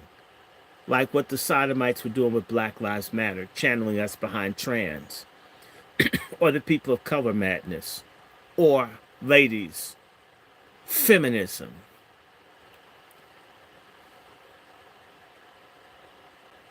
And the institutionalization of dissent. Institutionalization of dissent meaning we'll give you a grant, we'll give you a not-for-profit. And once you get the not-for-profit money, you can't raise sand in order to keep your budget and employ the people and this, that, and the other. So it's a way to control you through the purse strings. When the United States controlled the Latin American countries, it was called dollar diplomacy. I'll just control all your money. You have to do whatever I tell you to do. We are managed like a foreign colony. The terms describe the strategy of encapsulating potentially disruptive claims, demands, and tactics of movements within liberal institutions and discourses, which transform them into routinized processes that legitimize rather than challenge established authority. In other words, what they're saying is if they throw a bone to the people, right? Then people say they're not so bad. I got a grant. I went to Harvard. The president was black. Oh, we have a black senator. We have a black governor. We have a black vice president. See? It works. Okay. Let me keep reading. Without an understanding of this critical aspect of counterinsurgency theory and practice, listen to this, weaponized reforms will continue to thwart the development of revolutionary and abolitionist projects, as well as their analysis and historization. In many cases, reform, a hallmark of liberalism, involves a little more than the use of obfuscating language that aims to reshape the political and epistemological terrain of struggle. What is he saying? It's like people of color, uh, diversity, equity, and inclusion, um, post-racial. You do a little bit here or there, and you call it something, and that changes supposedly the discourse of the reality of the people. Hi, Kenya. What they used on the Mau Mau, they're using here on us, or the Land Freedom Army. And the same way in Kenya, they killed the real leaders of the freedom movement in Kenya. They killed them in America too, and they killed them in South Africa too. And the French killed the ones in Cameroons and the Central African Republic. Their first president, Buganda, died in a freaky plane crash in 1959. These same things work. They build them up and break them up. Okay. And of course, they got Patrice Lumumba, and we can go on and on. So these reforms are meant to prevent. It's sort of like, let me say to you, for you younger people, when the riots took place, let me tell you, they were throwing money at and jobs at everybody black, like it was going out of style. Everybody was getting stuff. You just showed up and black, you got a job. As soon as the riots and they calmed things down, they killed the activists, jailed people, doubled down on the dope in the community, all this other kind of stuff. By, say, 1972, they started taking it all away, and it started with Nixon to destroy. And it was Johnson, and they didn't plan to continue the programs. It was just to cool things down.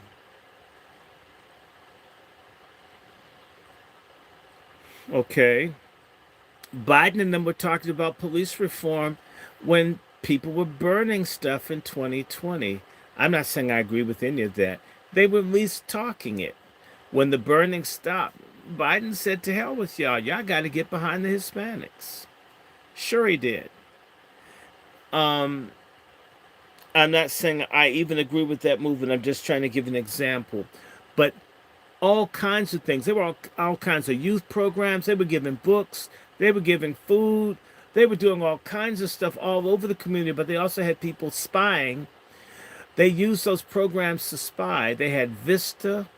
All these people were spying. These are white kids from certain places that spy and learn about who all the black people were so they could be targeted. It looked like they were helping, and in reality, these weren't like the projects. They weren't meant to solve the black housing problem. They were a trick to get people in those places and let them die. It was intentional. We need to understand that. We've been lied to about the civil rights movement. The reason that they keep praising the civil rights movement is you think if they let a dog bite you, you get water hosed, that you'll get some rights. Well, the police kill a good 1,000 blacks every year. If killing black people produced an outcome that advanced us, we should be ruling this country as many of us get killed. Every year, 3,000-4,000 black men die in prison before they get to trial, whether they're guilty or not. They're killed by the guards, they commit suicide, they get sick.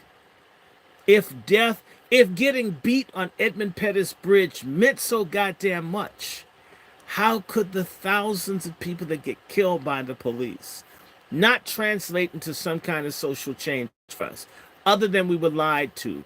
The civil rights movement was a bullshit public relations scam. I'm not saying that I don't like the access it's supposed to give, although this country is segregated now as it used to be. The schools are segregated now as they used to be. And Louisiana and in Alabama, Alabama should have 2 black congressional districts. They have one. They just won in Louisiana. Louisiana is 40% black, and there was just only one black congressperson. I mean, South Carolina is about 30%. They got one. I mean, even with the voting rights, they find that hasn't changed stuff. And with all the boule and the sellout black people as an auxiliary of the Democratic Party, which is all they are. Black folks have become a wing of the Democratic Party, which is the same party that was for slavery, lynching, Jim Crow, and everything else. And they gave a few reforms between 1964 and 1968. And then the Democrats stopped doing it because the Republicans came in on a Southern strategy, and a lot of these people started voting for the Republicans who ran on. They basically switched roles. Actually, they didn't really switch. The Republicans started doing the same thing that the Southern Democrats did, and certain people basically became Republican to keep it going. So we've been trapped between them. And the Republicans, a lot of them, not all, have been attacking everything that black people had, and the Democrats haven't defended. They're not even fighting for welfare. Going back to Clinton, they've been cutting even the crumbs that they used to give.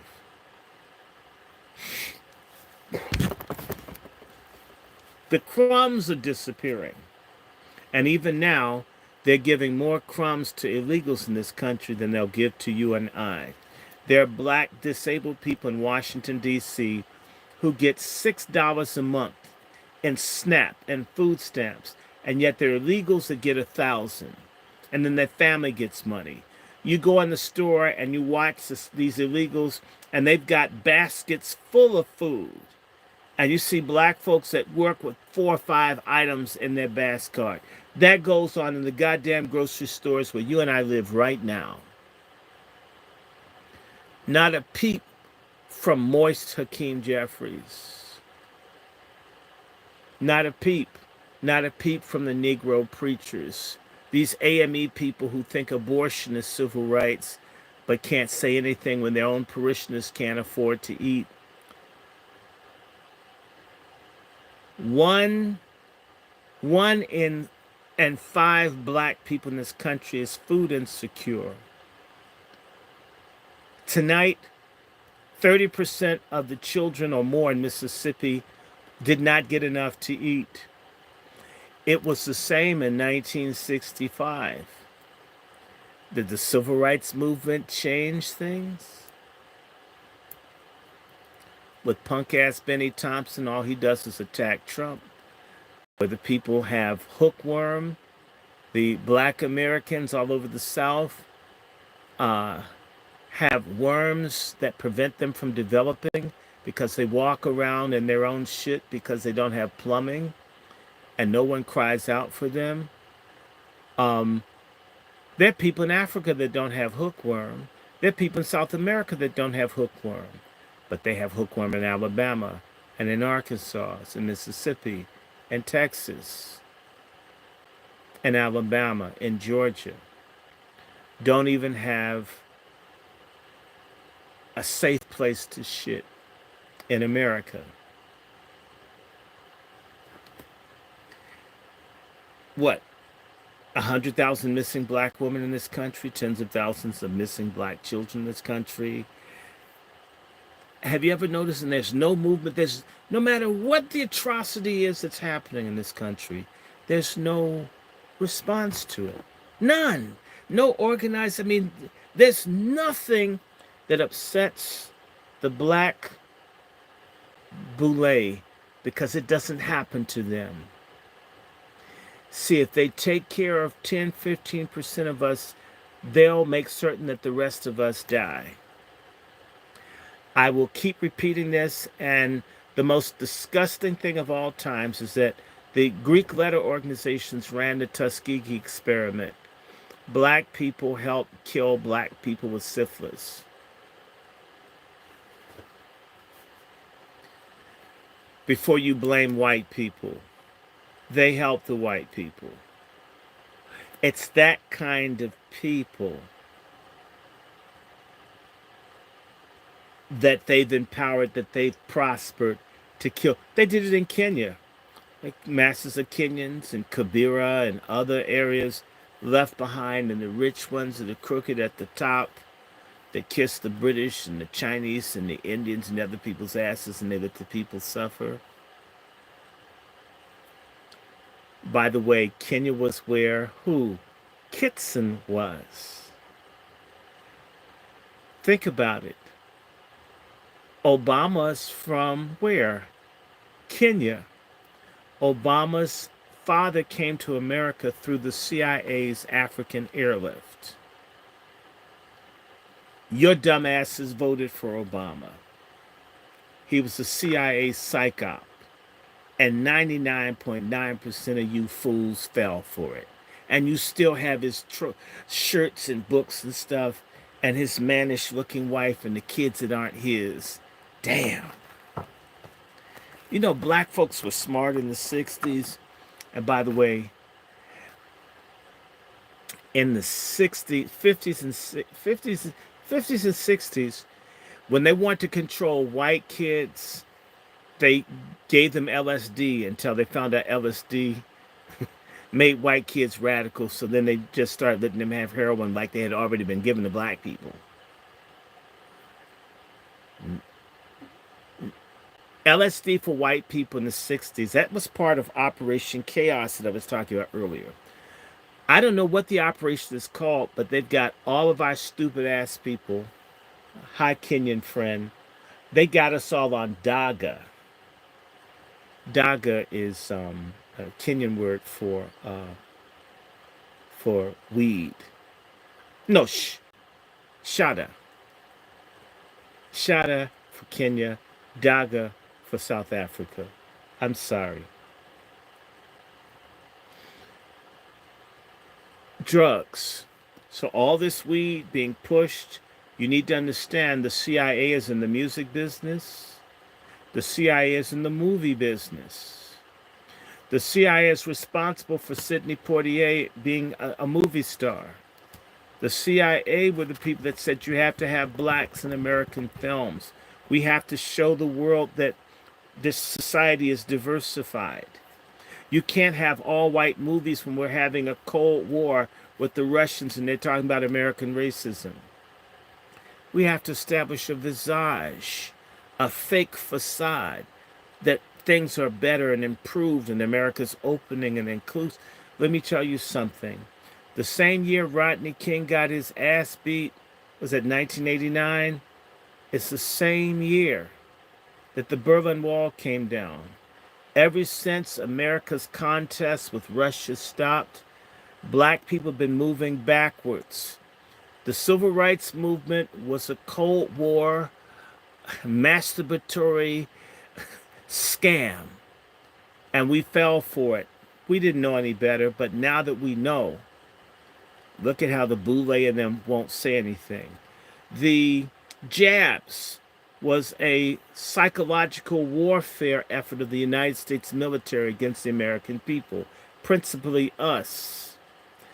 By the way, my friend that works in DC jail, one of her friends had a heart attack yesterday or recently. They got the jab. All these people dying, they've actually learned that they can kill black people with medical scares, and that they will ignore their history and just go and roll up there. There was this fat greaseball black woman saying, I don't want to know about the additives. I don't want to know whether it's got FDA approval. I don't care about what's inside of it. I'm going to roll up my sleeve and I'm going to take the shot. And it took I'm sorry, some stupid ass black women in our community. So they got a dumb, light-skinned, fat black woman to say, I don't care, just give it to me. And look at all the people, my Mary Wilson of the Supremes, Hank Aaron, and it goes Cicely Tyson. All these bodies piling up, and nobody's saying anything.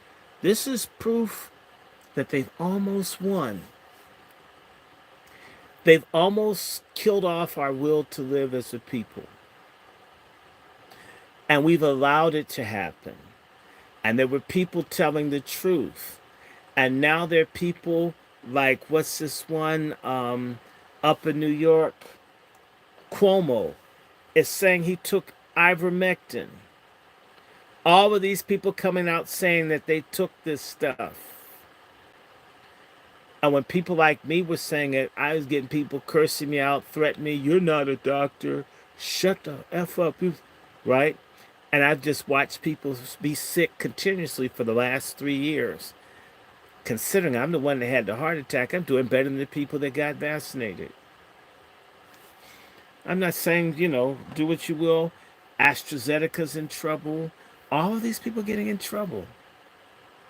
You have white people asking questions, people in Europe, and the one community that's not saying a damn thing with all the deaths is the Black American community because of the boule and the nigger church, crooked nigger preachers that you guys follow. Damn. And also, I'm going to say it, conscious community niggers. They took it too. All the folks who are all into Africa and all this stuff, an imaginary Africa, not a real Africa, they ran like coons and rolled up their sleeves. And when people died, nobody says anything. I don't know if it's pride or whatever that keeps us from being honest, that they did a mini genocide on us.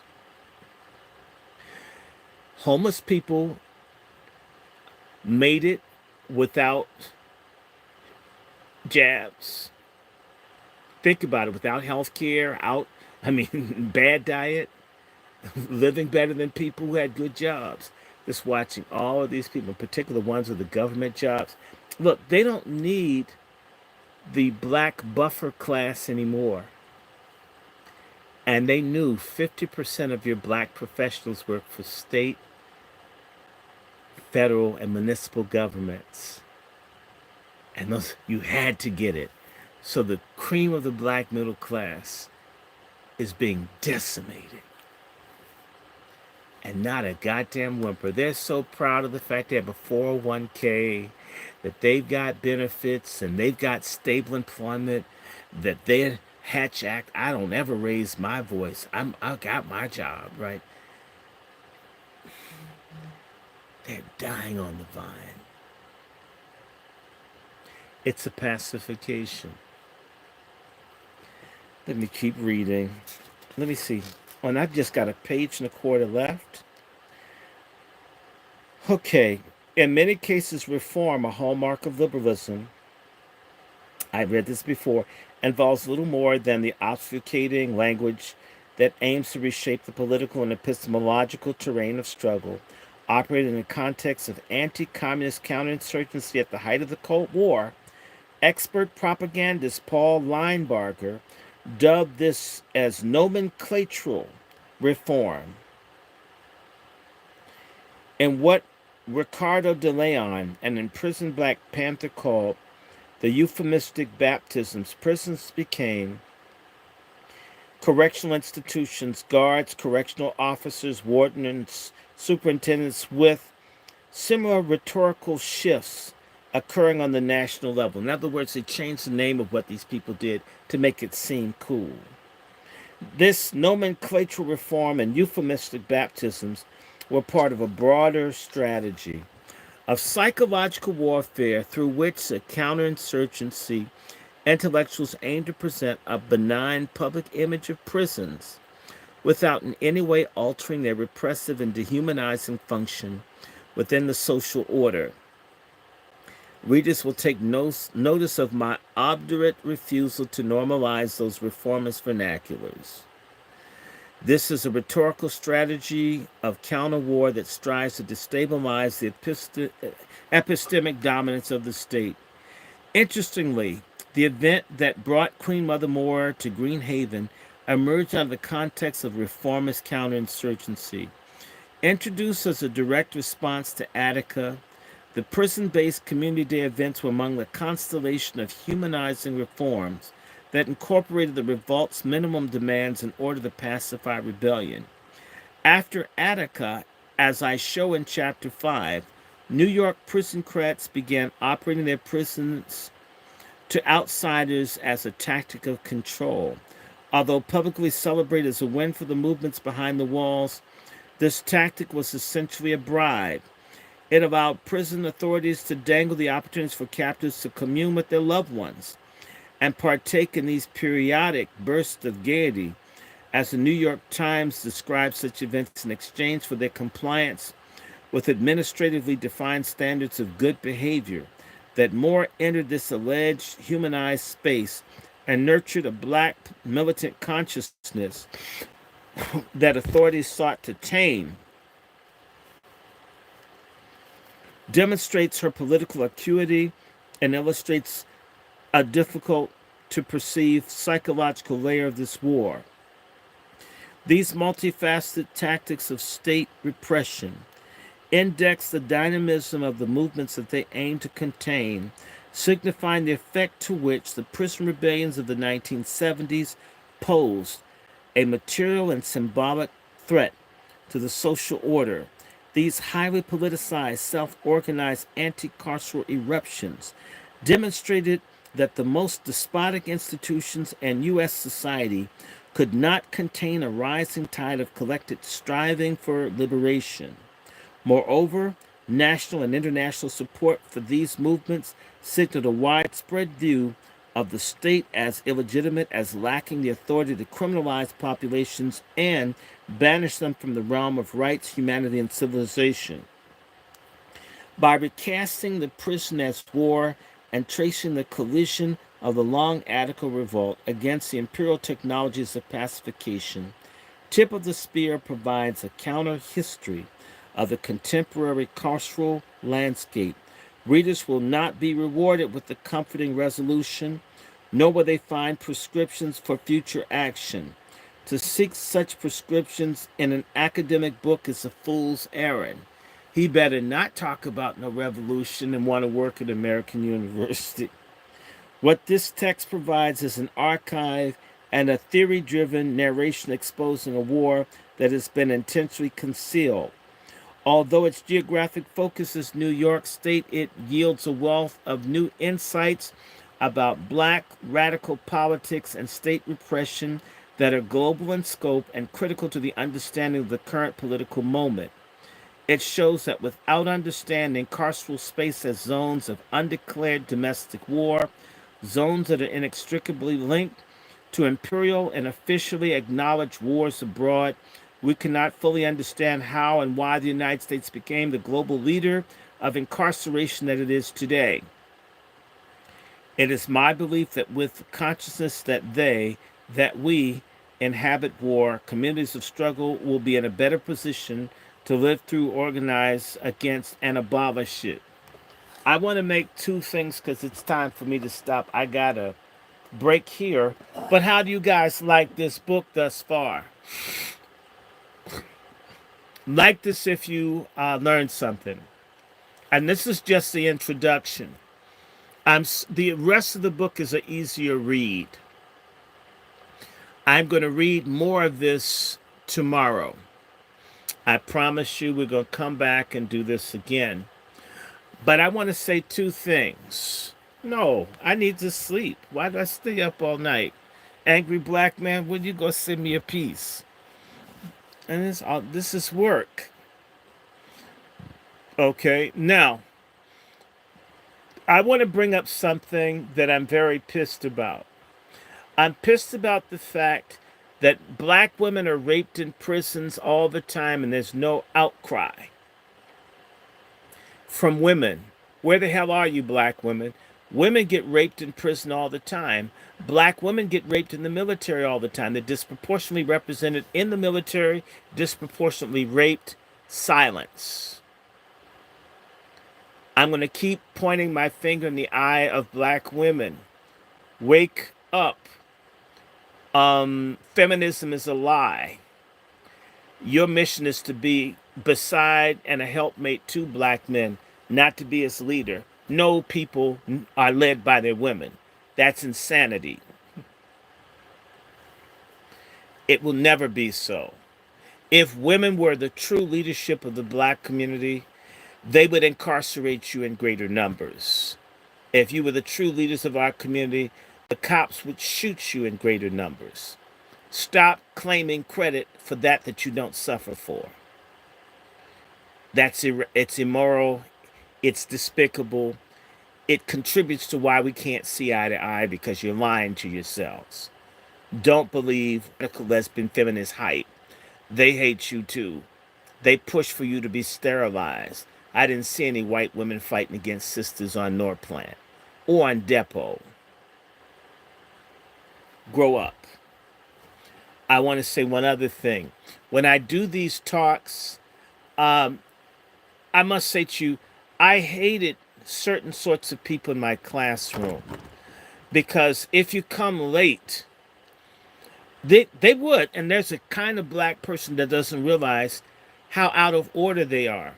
If I came into someone's classroom late, I would start taking notes and try to find out someone that would tell me versus, hey, disrupt the class for the teacher. Hey, what are you guys doing? That's stupid. I never saw in the university a white person do that. Not one time. I saw it constantly as a teacher, but of not understanding, you can't do that. I mean, this is serious, even though it's sort of informal, but it's serious. And nobody's hiding information on this platform.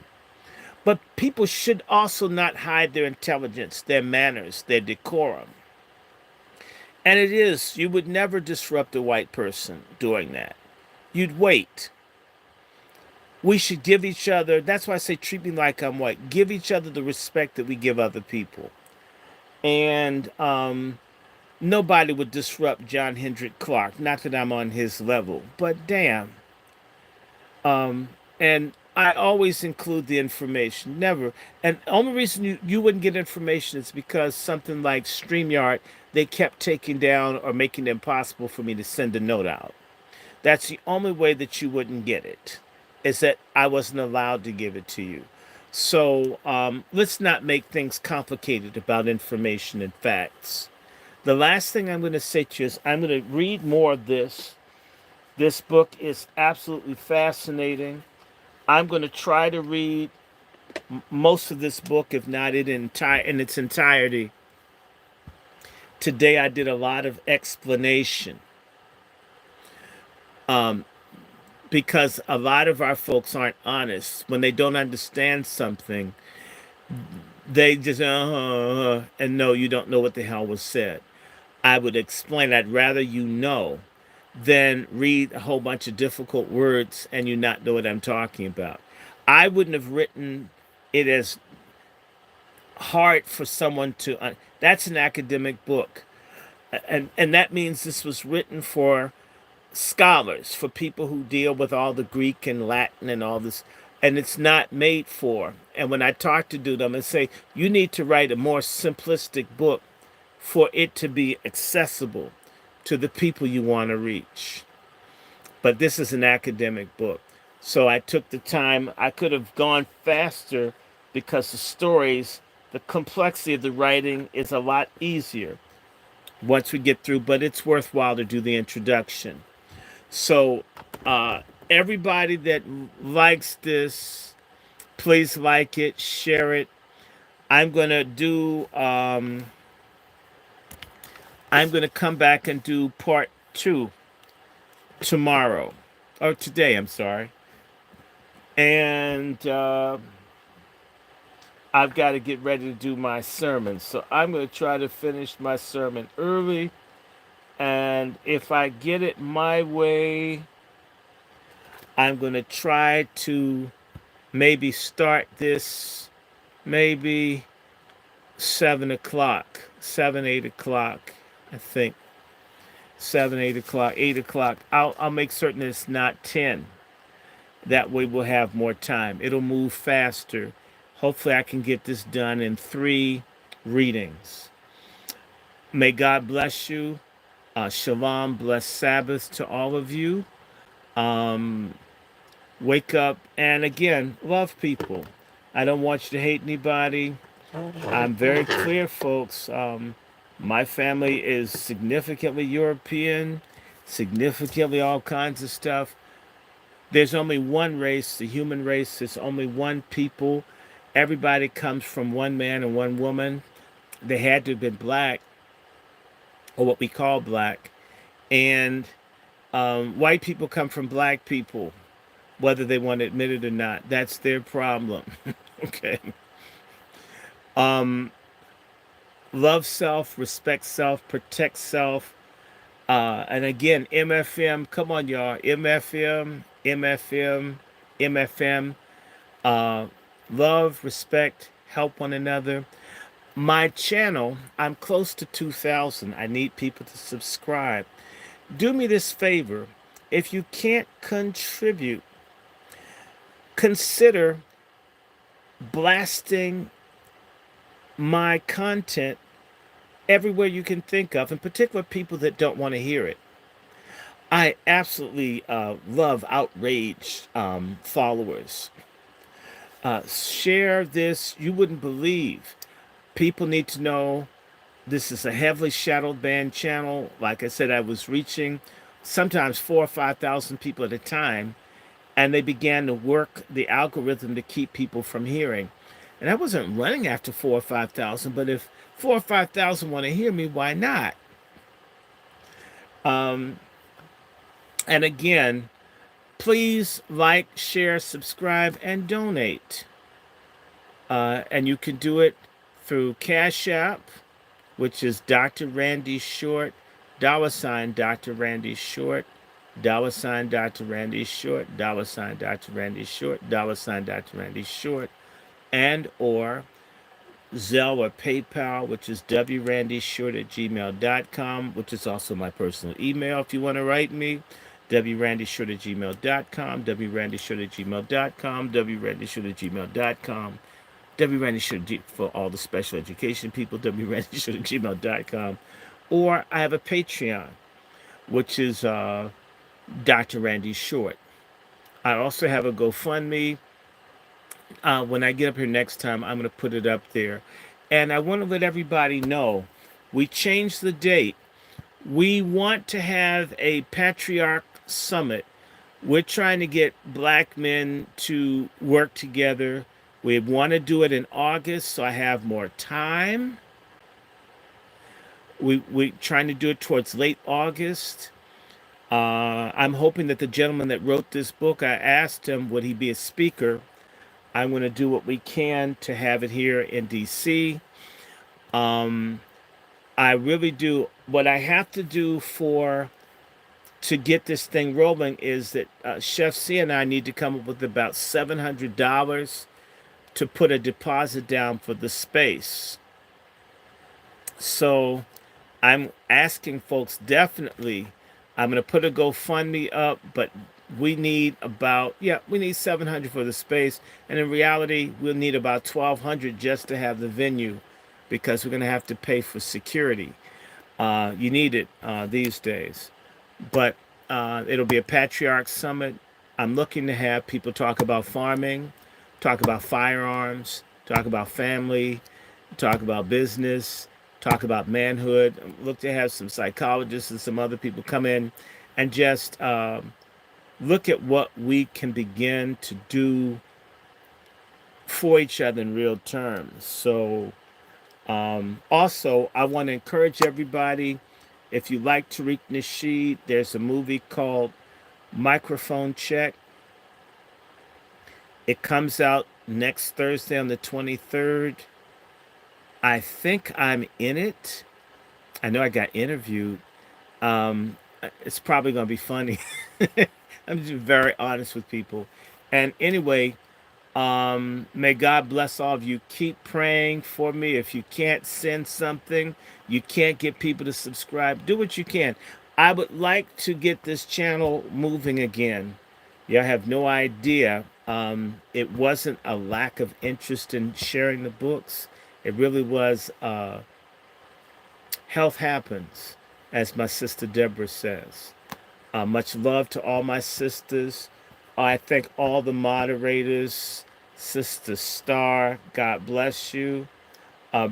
Brother Negro, Torrance, Darren, uh, again, Torrance Jarrell, bless you. Copper, Bones, bless you.